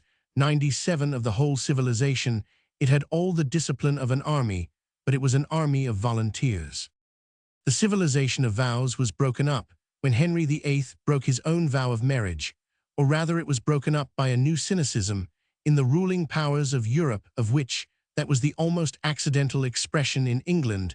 The monasteries that had been built by vows were destroyed. The guilds that had been regiments of volunteers were dispersed. The sacramental nature of marriage was denied, and many of the greatest intellects of the new movement, like Milton, already indulged in a very modern idealization of divorce. The progress of this sort of emancipation advanced step by step with the progress of that aristocratic ascendancy which has made the history of modern England, with all its sympathy with personal liberty and all its utter lack of sympathy with popular life. Marriage not only became less of a sacrament, but less of a sanctity. It threatened to become not only a contract, but a contract that could not be kept. For this 98-1 question has retained a strange symbolic supremacy amid all the similar questions, which seems to perpetuate the coincidence of the origin. It began with divorce for a king, and it is now ending in divorces for a whole kingdom. The modern era that followed can be called the era of contract, but it can still more truly be called the era of leonine contract. The nobles of the new time first robbed the people, and then offered to bargain with them. It would not be an exaggeration to say that they first robbed the people, and then offered to cheat them for their rents. Were competitive rents their economics, competitive economics their ethics, competitive ethics? They applied not only legality, but pettifogging. No more was heard of the customary rents of the medieval estates, just as no more was heard of the standard wages of the medieval guilds. The object of the whole process was to isolate the individual poor man in his dealings with the individual rich man, and then offer to buy and sell with him, though it must necessarily be himself that was bought and 99 sold. In the matter of labor, that is, though a man was supposed to be in the position of a seller, he was more and more really in the possession of a slave. Unless the tendency be reversed, he will probably become admittedly a slave. That is to say, the word slave will never be used, for it is always easy to find an inoffensive word, but he will be admittedly a man legally bound to certain social service in return for economic security. In other words, the modern experiment of mere contract has broken down trusts, as well as trades unions, expressed the fact that it has broken down social reform, socialism, guild socialism, syndicalism, even organized philanthropy, are so many ways of saying that it has broken down the substitute for it. May be the old one of status, but it must be something having some of the stability of status. So far, history has found only one way of combining that sort of stability with any sort of liberty. In this sense, there is a meaning in the much misused phrase about the army of industry, but the army must be stiffened 100 either by the discipline of conscripts or by the vows of volunteers. If we may extend the doubtful metaphor of an army of industry to cover the yet weaker phrase about captains of industry, there is no doubt about what those captains at present command. They work for a centralized discipline in every department. They erect a vast apparatus of supervision and inspection. They support all the modern restrictions. Touching drink and hygiene, they may be called the friends of temperance or even of happiness, but even their friends would not call them the friends of freedom. There is only one form of freedom which they tolerate, and that is the sort of sexual freedom which is covered by the legal fiction of divorce. If we ask why this liberty is alone left, when so many liberties are lost, we shall find the answer in the summary of this chapter. They are trying to break the vow of the knight, as they broke the vow of the monk. They recognize the vow as the vital antithesis to servile status, the alternative, and therefore the antagonist marriage makes a small state 101 within the state, which resists all such regimentation, that bond breaks all other bonds, that law is found stronger than all later and lesser laws. They desire the democracy to be sexually fluid, because the making of small nuclei is like the making of small nations. Like small nations, they are a nuisance to the mind of imperial scope. In short, what they fear in the most literal sense is home rule. Men can always be blind to a thing so long as it is big enough. It is so difficult to see the world in which we live that I know that many will see all I have said here of slavery as a nonsensical nightmare. But if my association of divorce with slavery seems only a far-fetched and theoretical paradox, I should have no difficulty in replacing it by a concrete and familiar picture. Let them merely remember the time when they read Uncle Tom's Cabin and ask themselves whether the oldest and simplest of the charges against slavery has not always been the breaking up of families. 103-102. The tragedies of marriage. Romans 7, the tragedies of marriage. There is one view very common among the liberal-minded, which is exceedingly fatiguing to the clear-headed. It is symbolized in the sort of man who says these ruthless bigots will refuse to bury me in consecrated ground, because I have always refused to be baptized. A clear-headed person can easily conceive his point of view in so far as he happens to think that baptism does not matter, but the clear-headed will be completely puzzled when they ask themselves why, if he thinks that baptism does not matter, he should think that burial does matter.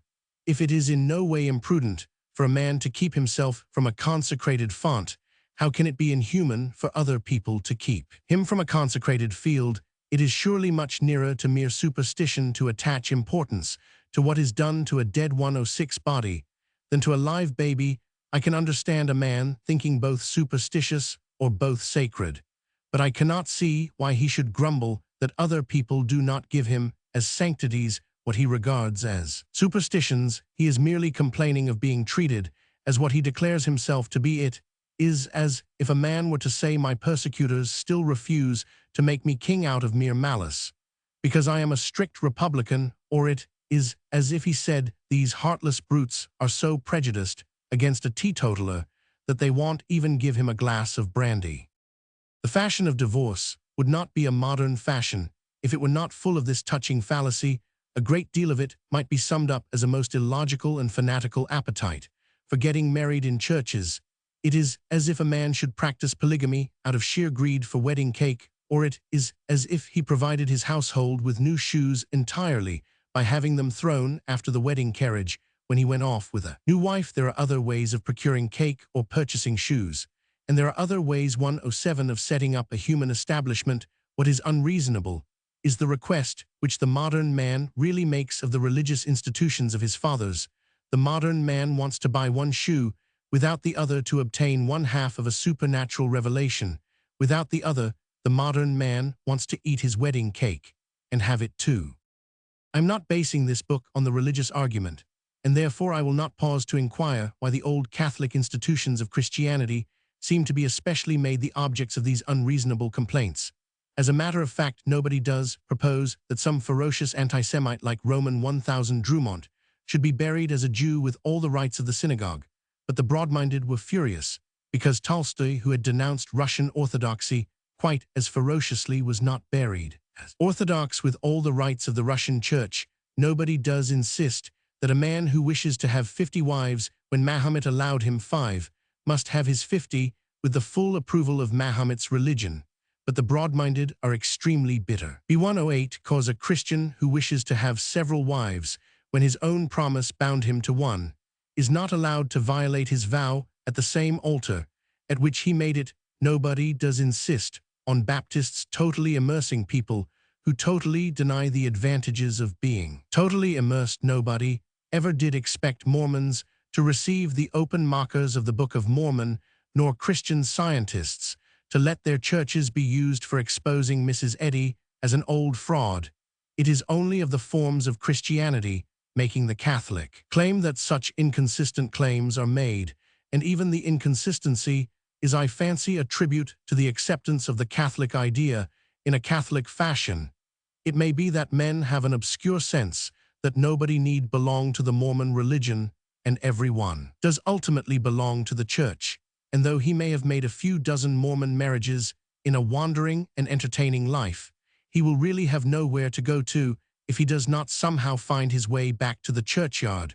But all this concerns the general theological question, and not the matter involved here, which is 9 merely historical and social. The point here is that it is at least superficially inconsistent to ask institutions for a formal approval, which they can only give by an inconsistency. I have put first the question of what is marriage, and we are now in a position to ask more clearly what is divorce. It is not merely the negation or neglect of marriage, for anyone can always neglect marriage. It is not the dissolution of the legal obligation of marriage, or even the legal obligation of monogamy, for the simple reason that no such obligation exists. Any man in modern London may have 100 wives if he does not call them wives, or rather, if he does not go through certain more or less mystical ceremonies. In order to assert that they are wives, he might create a certain social coolness round his household, a certain fading of his general popularity. But that is not created by law, and could not be prevented by law, as the late Lord Salisbury very sensibly observed about boycotting in Ireland. How can you make a law to prevent people going out of the room when somebody they don't like comes 110 into it? We cannot be forcibly introduced to a polygamist by a policeman. It would not be an assertion of social liberty, but a denial of social liberty, if we found ourselves practically obliged to associate with all the profligates in society. But divorce is not in this sense mere anarchy. On the contrary, divorce is in this sense respectability, and even a rigid excess of respectability. Divorce in this sense might indeed be not unfairly called snobbery. The definition of divorce which concerns us here is that it is the attempt to give respectability and not liberty. It is the attempt to give a certain social status and not a legal status. It is indeed supposed that this can be done by the alteration of certain legal forms, and this will be more or less true according to the extent to which law is such overawed public opinion, or was valued as a true expression of public opinion. If a man divorced in the larger-minded fashion of Henry VIII pleaded his legal title among the peasantry of Ireland, for instance, I think he would find a difference still existing between respectability and religion. But 111, the peculiar point here is that many are claiming the sanction of religion as well as of respectability. They would attach to their very natural and sometimes very pardonable experiments a certain atmosphere and even glamour which has undoubtedly belonged to the status of marriage in historic Christendom. But before they make this attempt, it would be well to ask why such a dignity ever appeared, or in what it consisted, and I fancy we shall find ourselves confronted with the very simple truth that the dignity arose wholly and entirely out of the fidelity, and that the glamour merely came from the vow. People were regarded as having a certain dignity because they were dedicated in a certain way, as bound to certain duties, and if it be preferred to certain discomforts, it may be irrational to endure these discomforts. It may even be irrational to respect them, but it is certainly much more irrational to respect them and then artificially transfer the same respect to the absence of them. It is as if we were to expect uniforms to be saluted when armies were disbanded, and ask people to 112 cheer a soldier's coat when it did not contain a soldier. If you think you can abolish war, abolish it. But do not suppose that when there are no wars to be waged, there will still be warriors to be worshipped.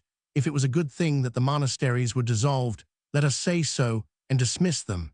But the nobles who dissolved the monasteries did not shave their heads and ask to be regarded as saints solely on account of that ceremony. The nobles did not dress up as abbots and ask to be credited with a potential talent for working miracles. Because of the austerity of their vows of poverty and chastity, they got inside the houses, but not the hoods, and still less the halos. They at least knew that it is not the habit that makes the monk. They were not so superstitious as those moderns who think it is the veil that makes the bride. What is respected, in short, is fidelity to the ancient flag of the family, and a readiness to fight for what I have noted as its unique type of freedom. I say readiness to fight, for fortunately, the fight itself is the exception rather than the rule. The soldier is not respected 113 because he is doomed to death, but because he is ready for death and even ready for defeat. The married man or woman is not doomed to evil, sickness, or poverty, but is respected for taking a certain step, for better, for worse, for richer, for poorer, in sickness or in health. But there is one result of this line of argument which should correct a danger in some arguments on the same side. It is very essential that a stricture on divorce, which is in fact simply a defense of marriage, should be independent of sentimentalism, especially in the form called optimism. A man justifying a fight for national independence or civic freedom is neither sentimental nor optimistic. He explains the sacrifice, but he does not explain it away. He does not say that bayonet wounds are pinpricks or mere scratches of the thorns on the rose of pleasure. He does not say that the whole display of firearms is a festive display of fireworks. On the contrary, when he praises it most, he praises it as pain. Rather than pleasure, he increases the praise. With the pain, it is his whole boast that militarism, and even modern 114 science, can produce no instrument of torture to tame the soul of man. It is idle in speaking of war to pit the realistic against the romantic, in the sense of the heroic, for all possible realism can only increase the heroism, and therefore in the highest sense increase the romance. Now, I do not compare marriage with war, but I do compare marriage with law or liberty or patriotism or popular government or any of the human ideals which have often to be defended by war, even the wildest of those ideals, which seem to escape from all the discipline of peace, do not escape from the discipline of war. The Bolshevists may have aimed at pure peace and liberty, but they have been compelled for their own purpose first to raise armies, and then to rule armies. In a word, however beautiful you may think your own visions of beatitude, men must suffer to be beautiful and even suffer a considerable interval of being ugly, and I have no notion of denying that mankind suffers much from the maintenance of the standard of marriage, as it suffers much from the necessity of criminal law or the recurrence of crew 115 sads and revolutions. The only question here is whether marriage is indeed, as I maintain, an ideal and an institution making for popular freedom. I do not need to be told that anything making for popular freedom has to be paid for in vigilance and pain and a whole army of martyrs. Hence I am far indeed from denying the hard cases which exist here, as in all matters involving the idea of honor, for indeed I could not deny them without denying the whole parallel of militant morality on which my argument rests. But this being first understood, it will be well to discuss in a little more detail what are described as the tragedies of marriage, and the first thing to note about the most tragic of them is that they are not tragedies of marriage at all. They are tragedies of sex, and might easily occur in a highly modern romance in which marriage was not mentioned at all. It is generally summarized by saying that the tragic element is the absence of love, but it is often forgotten that another tragic element is often the presence of love. The doctors of divorce, with an air of 116, the frank and friendly realism of men of the world, are always recommending and rejoicing in a sensible separation by mutual consent. But if we are really to dismiss our dreams of dignity and honor, if we are really to fall back on the frank realism of our experience as men of the world, then the very first thing that our experience will tell us is that it very seldom is a separation by mutual consent. That is, that the consent very seldom is sincerely and spontaneously mutual. By far the commonest problem in such cases is that in which one party wishes to end the partnership and the other does not, and of that emotional situation you can make nothing but a tragedy, whichever way you turn it, with or without marriage, with or without divorce, with or without any arrangements that anybody can suggest or imagine. It remains a tragedy.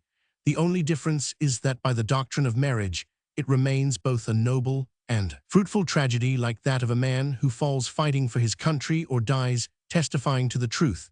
But the truth is that the innovators have as much sham optimism about 117 divorce as any romanticist can have had about marriage.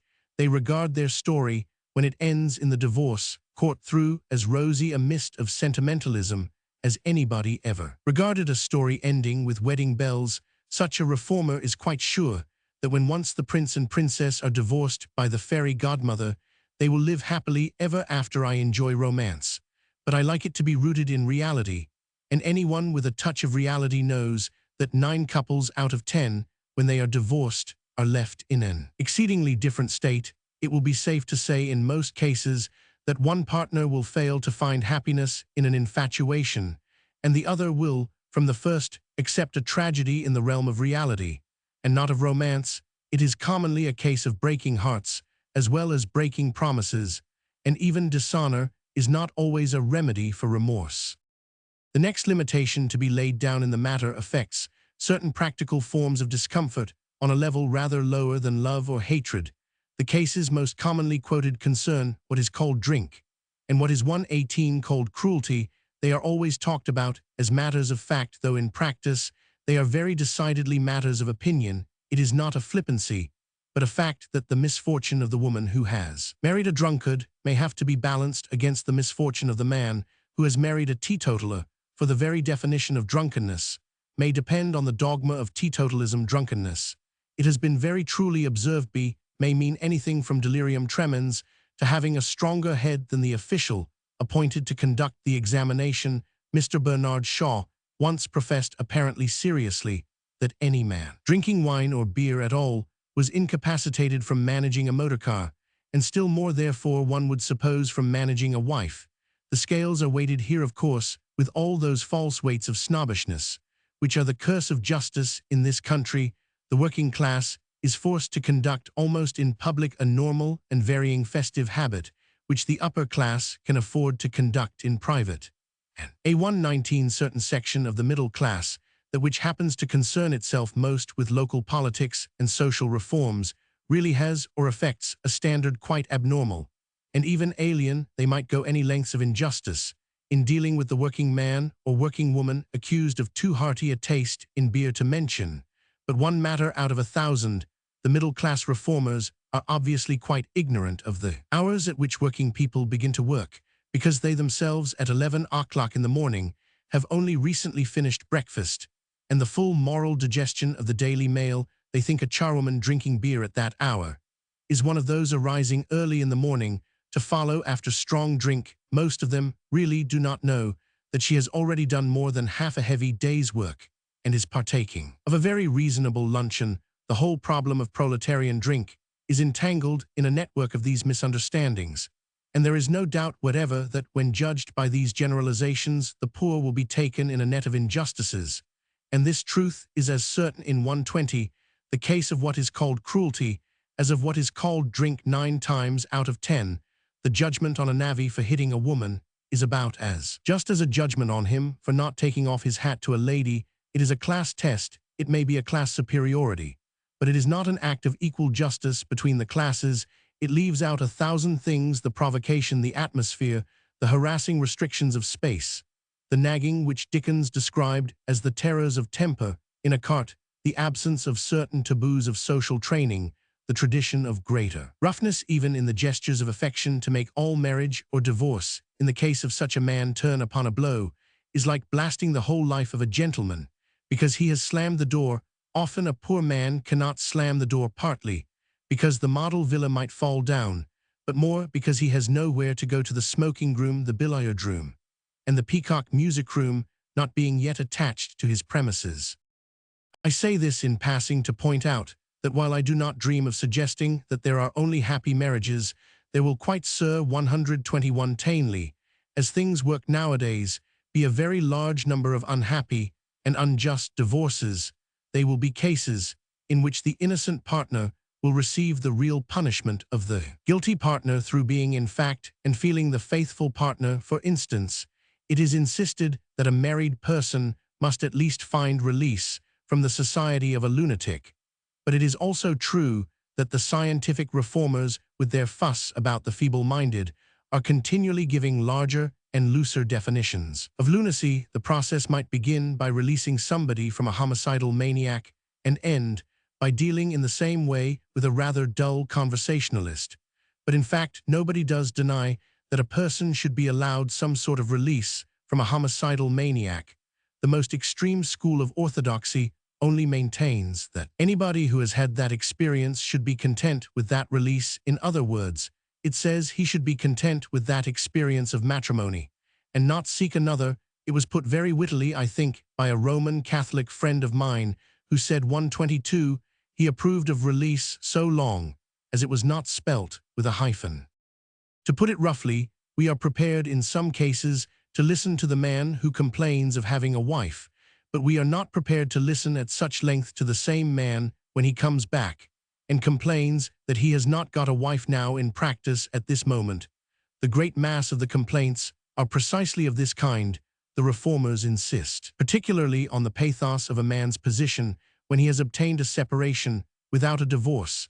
Their most tragic figure is that of the man who is already free of all those ills he had, and is only asking to be allowed to fly to others, that he knows not if I should be the last to deny that in certain emotional circumstances his tragedy may be very tragic indeed, but his tragedy is of the emotional kind which can never be entirely eliminated, and which he has himself in all probability inflicted on the partner he has left. We may call it the price of maintaining an ideal or the price of making a mistake. But anyhow, it is the point of our whole distinction in the matter. It is here 123 that we draw the line, and I have nowhere denied that it is a line of battle. The battle joins on the debatable ground, not of the man's doubtful past, but of his still more doubtful future. In a word, the divorce controversy is not really a controversy about divorce. It is a controversy about remarriage, or rather, about whether it is marriage at all. And with that we can only return to the point of honor, which I have compared here to a point of patriotism, since it is both the smallest and the greatest kind of patriotism. Men have died in torments during the last 5 years for points of patriotism, far more dubious and fugitive men like the Poles or the Serbians through long periods of their history may be said rather to have lived in torments. I will never admit that the vital need of the freedom of the family, as I have tried to sketch it here, is not a cause as valuable as the freedom of any frontier, but I do willingly admit that the cause would be a dark and terrible one if it really asked these men to suffer torments, as I have stated it, on its most extreme terms. It only asks them to suffer ob 124 negations, and those negative sufferings I do think they may honorably be called upon to bear for the glory of their own oath, and the great things by which the nations live in relation to their own nation. Most normal men will feel that this distinction between release and release is neither fanciful nor harsh, but very rational and human. A patriot may be an exile in another country, but he will not be a patriot of another country. He will be as cheerful as he can in an abnormal position. He may or may not sing his country's songs in a strange land, but he will not sing the strange songs as his own, and such may fairly be also the attitude of the citizen who has gone into exile from the oldest of earthly cities. 125. The vista of divorce. Roman 8. The vista of divorce. The case for divorce combines all the advantages of having it both ways and of drawing the same deduction from right or left, and from black or white. Whichever way the program works in practice, it can still be justified in theory. If there are few examples of divorce, it shows how little divorce need be dreaded. If there are many, it shows how much it is required. The rarity of divorce is an argument in favor of divorce, and the multiplicity of divorce is an argument against marriage. Now, in truth, if we were confined to considering this alternative in a speculative manner, if there were no concrete facts, but only abstract probabilities, we should have no difficulty in arguing our case.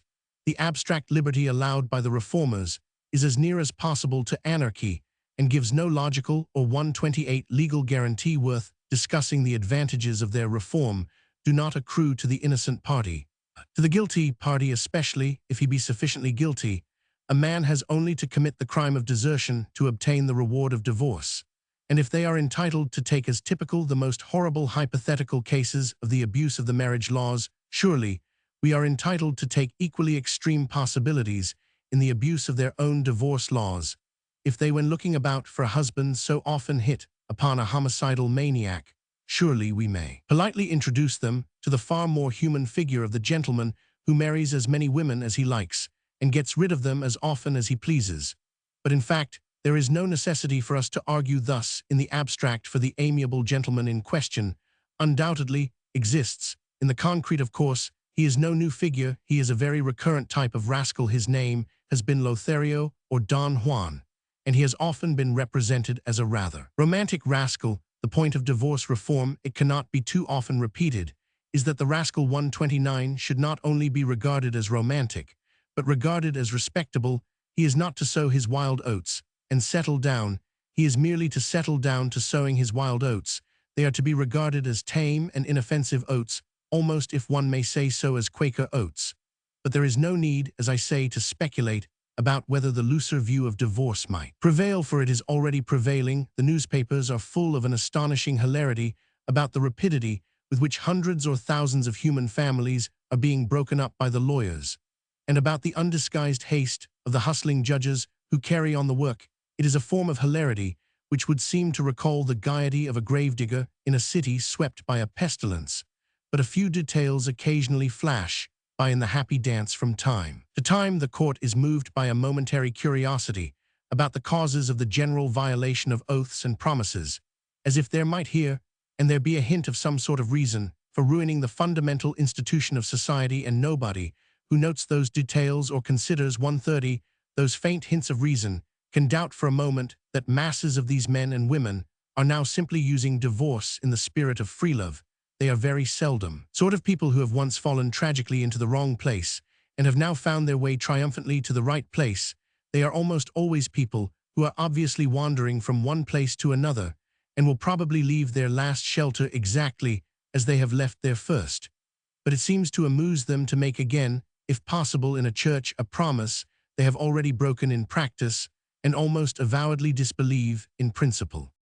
In face of this headlong fashion, it is really reasonable to ask the divorce reformers what is their attitude towards the old monogamous ethic of our civilization, and whether they wish to retain it in general or to retain it at all. Unfortunately, even the sincerest and most lucid of them use language which leaves the matter a little doubtful. Mr. E.S.P. Haynes is one of the most brilliant and most fair-minded controversialists on that side, and 131 he has said, for instance, that he agrees with me in supporting the ideal of indissoluble, or at least of undissolved marriage. Mr. Haynes is one of the few friends of divorce who are also real friends of democracy, and I am sure that in practice this stands for a real sympathy with the home, especially the poor home. Unfortunately, on the theoretic side, the word ideal is far from being an exact term, and is open to two almost opposite interpretations, for many would say that marriage is an ideal, as some would say that monasticism is an ideal, in the sense of a counsel of perfection. Now certainly, we might preserve a conjugal ideal in this way. A man might be reverently pointed out in the street as a sort of saint merely because he was married. A man might wear a medal for monogamy, or have letters after his name, similar to Roman 5 Roman 100, or Roman 500 Roman 500. Let us say Roman 50W for lives with his wife, or N Roman 500Y for not divorced. Yet we might, on entering some strange city, be struck by a stately column erected to the memory of a wife who never ran away with a soldier, or the shrine and image of a historical character, 132, who had resisted the example of the man in the New Witness Ballade, in bolting with the children's nurse. Such high artistic hagiology would be quite consistent with Mr. Haynes' divorce reform with remarriage after 3 years or 3 hours. It would also be quite consistent with Mr. Haynes' phrase about preserving an ideal of marriage. What it would not be consistent with is the perfectly plain, solid secular and social usefulness, which I have here attributed to marriage. It does not create or preserve a natural institution normal to the whole community to balance the more artificial and even more arbitrary institution of the state, which is less natural even if it is equally necessary. It does not defend a voluntary association, but leaves the only claim on life, death, and loyalty with a more coercive institution.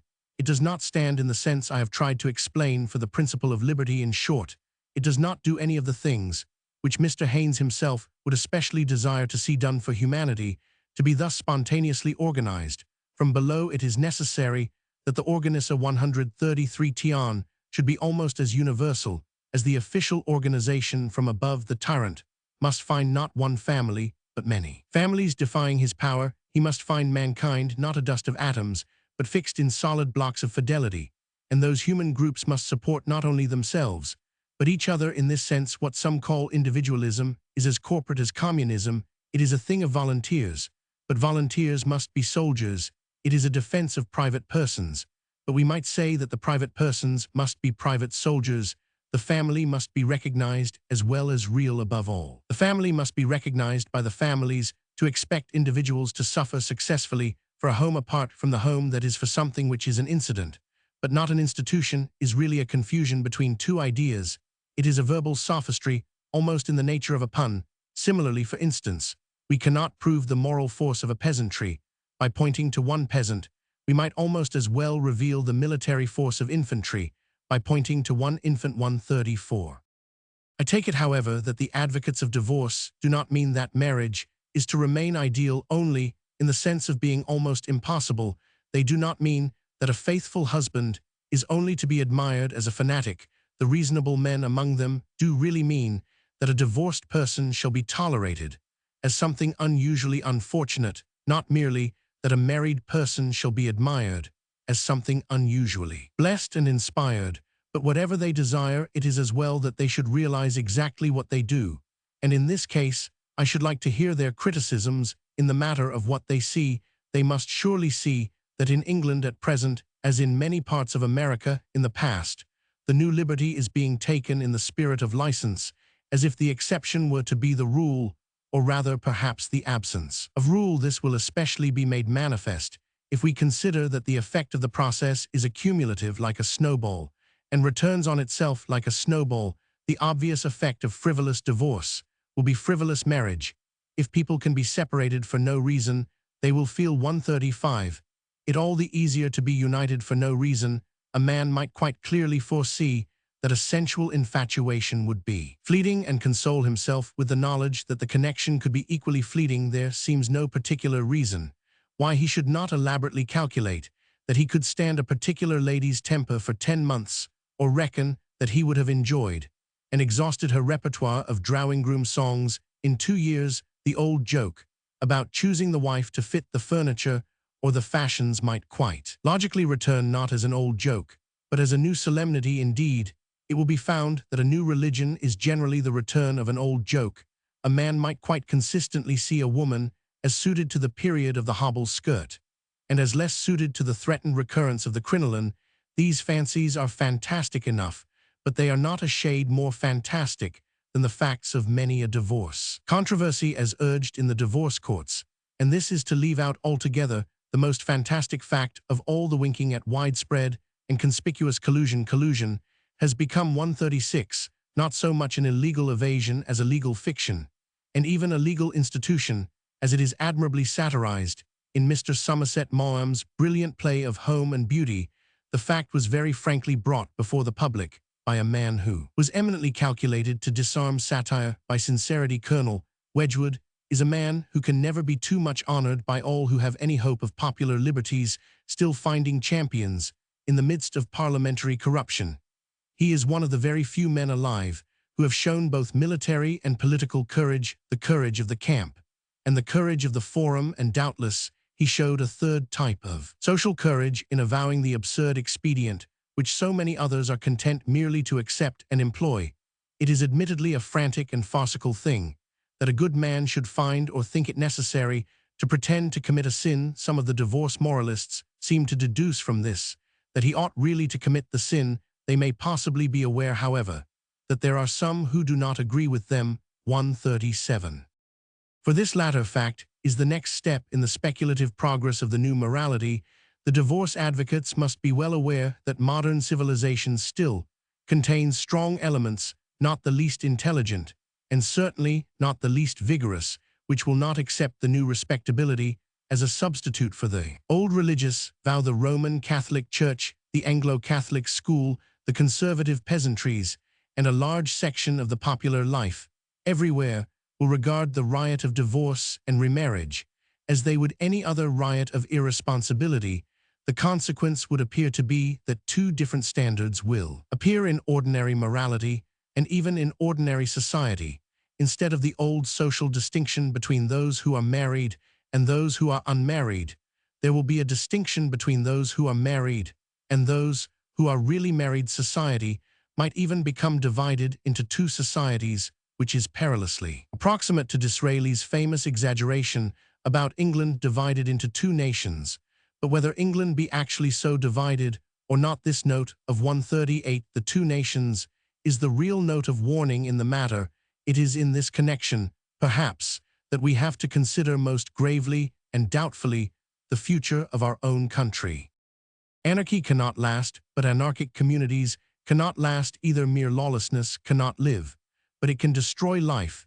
The nations of the earth always return to sanity and solidarity, but the nations which return to it first are the nations which survive. We in England cannot afford to allow our social institutions to go to pieces as if this ancient and noble country were an ephemeral colony. We cannot afford it comparatively, even if we could afford it positively.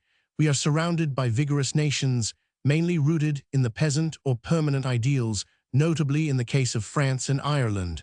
I know that the detested and detestably undemocratic parliamentary clique, which corrupts France as it does. England was persuaded or bribed by a Jew named Naquet to pass a crude and recent divorce law which was full of the hatred of Christianity.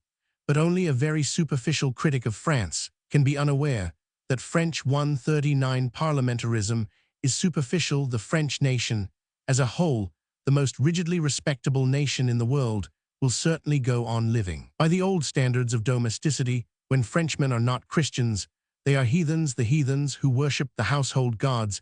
It might seem strange to say, for instance, that an atheist like Roman 1000 Clemenceau has for his chief ideal a thing called piety, but to understand this, it is only necessary to know a little Latin and a little French. A short time ago, as I am well aware, it would have sounded very strange to represent the old religious and peasant communities either as a model or a menace. It was counted a queer thing to say in the days when my friends and I first said it, in the days of my youth, when the Republic of France and the religion of Ireland were regarded as alike ridiculous and decadent. But many things have happened since then, and it will not now be so easy to persuade even newspaper readers that Foch is a fool either, because he is a Frenchman or because he is a Catholic. The older tradition, even in the most unfashioned 140 able forms, has found champions in the most unexpected quarters. Only the other day Dr. Saliby, a distinguished scientific critic, who had made himself the special advocate of all the instruction and organization that is called social science, startled his friends and foes alike by saying that the peasant families in the west of Ireland were far more satisfactory and successful than those brooded over by all the benevolent sociology of Bradford. He gave his testimony from an entirely rationalistic and even materialistic point of view. Indeed, he carried rationalism so far as to give the preference to Roscommon, because the women are still mammals to a mind of the more traditional type. It might seem sufficient to say they are still mothers to a memory that lingers over the legends and lyrical movements of mankind.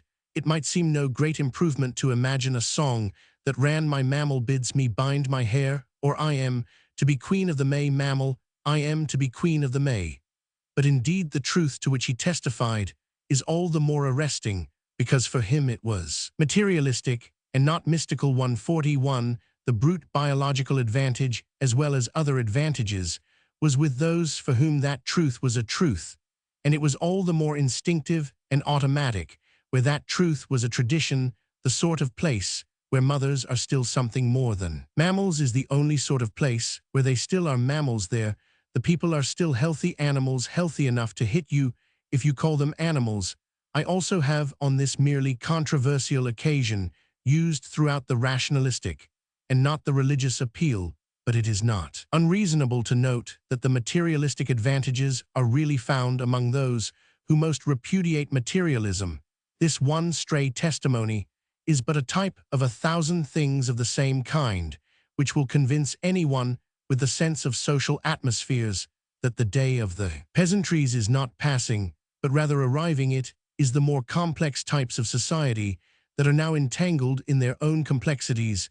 Those who tell us with a monotonous metaphor that we cannot put the clock back seem to be curiously unconscious of the fact that their own clock has 142 stopped, and there is nothing so hopeless as clockwork. When it stops, a machine cannot mend itself. It requires a man to mend it, and the future lies with those who can make living laws for men, and not merely dead laws for machinery. Those living laws are not to be found in the scatterbrained skepticism which is busy in the great cities dissolving what it cannot analyze the primary laws of man, are to be found in the permanent life of man, in those things that have been common to it in every time and land, though in the highest civilization they have reached an enrichment like that of the divine romance of Cana in Galilee.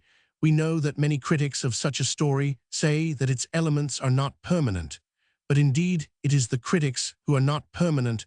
100 mad dogs of heresy have worried man from the beginning, but it was always the dog that died. We know there is a school of prigs who disapprove of the wine, and there may now be a school of prigs who disapprove of the wedding, for in such a case as the story of Cana it may be remarked that the pedants are preju 143 diced against the earthly elements as much as, or more than the heavenly elements. It is not the supernatural that disgusts them so much as the natural, and those of us who have seen all the normal rules and relations of humanity uprooted by random speculators, as if they were abnormal abuses and almost accidents, will understand why men have sought for something divine. If they wish to preserve anything human, they will know why common sense, cast out from some academy of fads and fashions, conducted on the lines of a luxurious madhouse, has age after age sought refuge in the high sanity of a sacrament. 145-144. Conclusion. Roman 9. Conclusion. This is a pamphlet and not a book, and the writer of a pamphlet not only deals with passing things, but generally with things which he hopes will pass. In that sense, it is the object of a pamphlet to be out of date as soon as possible. It can only survive when it does not succeed. The successful pamphlets are necessarily dull, and though I have no great hopes of this being successful, I dare say it is dull enough for all that it is designed merely to note certain fugitive proposals of the moment, and compare them with certain recurrent necessities of the race, but especially the necessity for some spontaneous social formation freer than that of the state, if it were more in the nature of a work of literature, with anything like an ambition of endurance. I might go deeper into the matter, and give 148 some suggestions about the philosophy or religion of marriage, and the philosophy or religion of all these rather random departures from it. Someday, perhaps, I may try to write something about the spiritual or psychological quarrel between faith and fads. Here I will only say in conclusion that I believe the universal fallacy here is a fallacy of being universal. There is a sense in which it is really a human, if heroic, possibility to love everybody, and the young student will not find it a bad preliminary exercise to love somebody. But the fallacy I mean is that of a man who is not even content to love everybody, but really wishes to be everybody. He wishes to walk down 100 roads, at once to sleep in 100 houses, at once to live 100 lives, at once to do something like this in the imagination. Is one of the occasional visions of art and poetry. To attempt it in the art of life is not only anarchy, but an action. Even in the arts, it can only be the first hint, and not the final fulfillment. A man cannot work at once in bronze and marble, or play the organ and the violin at the same time. 149. The universal vision of being such a Briareus is a nightmare of nonsense, even in the merely imaginative world, and ends in mere nihilism in the social world. If a man had 100 houses, there would still be more houses than he had days in which to dream of them. If a man had 100 wives, there would still be more women than he could ever know. He would be an insane sultan, jealous of the whole human race, and even of the dead and the unborn. I believe that behind the art and philosophy of our time, there is a considerable element of this bottomless ambition and this unnatural hunger. And since in these last words I am touching only lightly on things that would need much larger treatment, I will admit that the rending of the ancient roof of man is probably only a part of such an endless and empty expansion. I asked in the last chapter what those most wildly engaged in the mere dance of divorce, as fantastic as the dance of death, really expected for themselves or for their children. And in the deepest sense, I think this is the answer, that they expect the impossible, that is the universal. They 150 are not crying for the moon, which is a definite and therefore a defensible desire. They are crying for the world. And when they had it, they would want another one. In the last resort, they would like to try every situation, not in fancy, but in fact, but they cannot refuse any, and therefore cannot resolve on any. In so far as this is the modern mood, it is a thing so deadly as to be already dead. What is vitally needed everywhere, in art as much as in ethics, in poetry as much as in politics, Is choice a creative power in the will, as well as in the mind? Without that self-limitation of somebody, nothing living will ever see the light.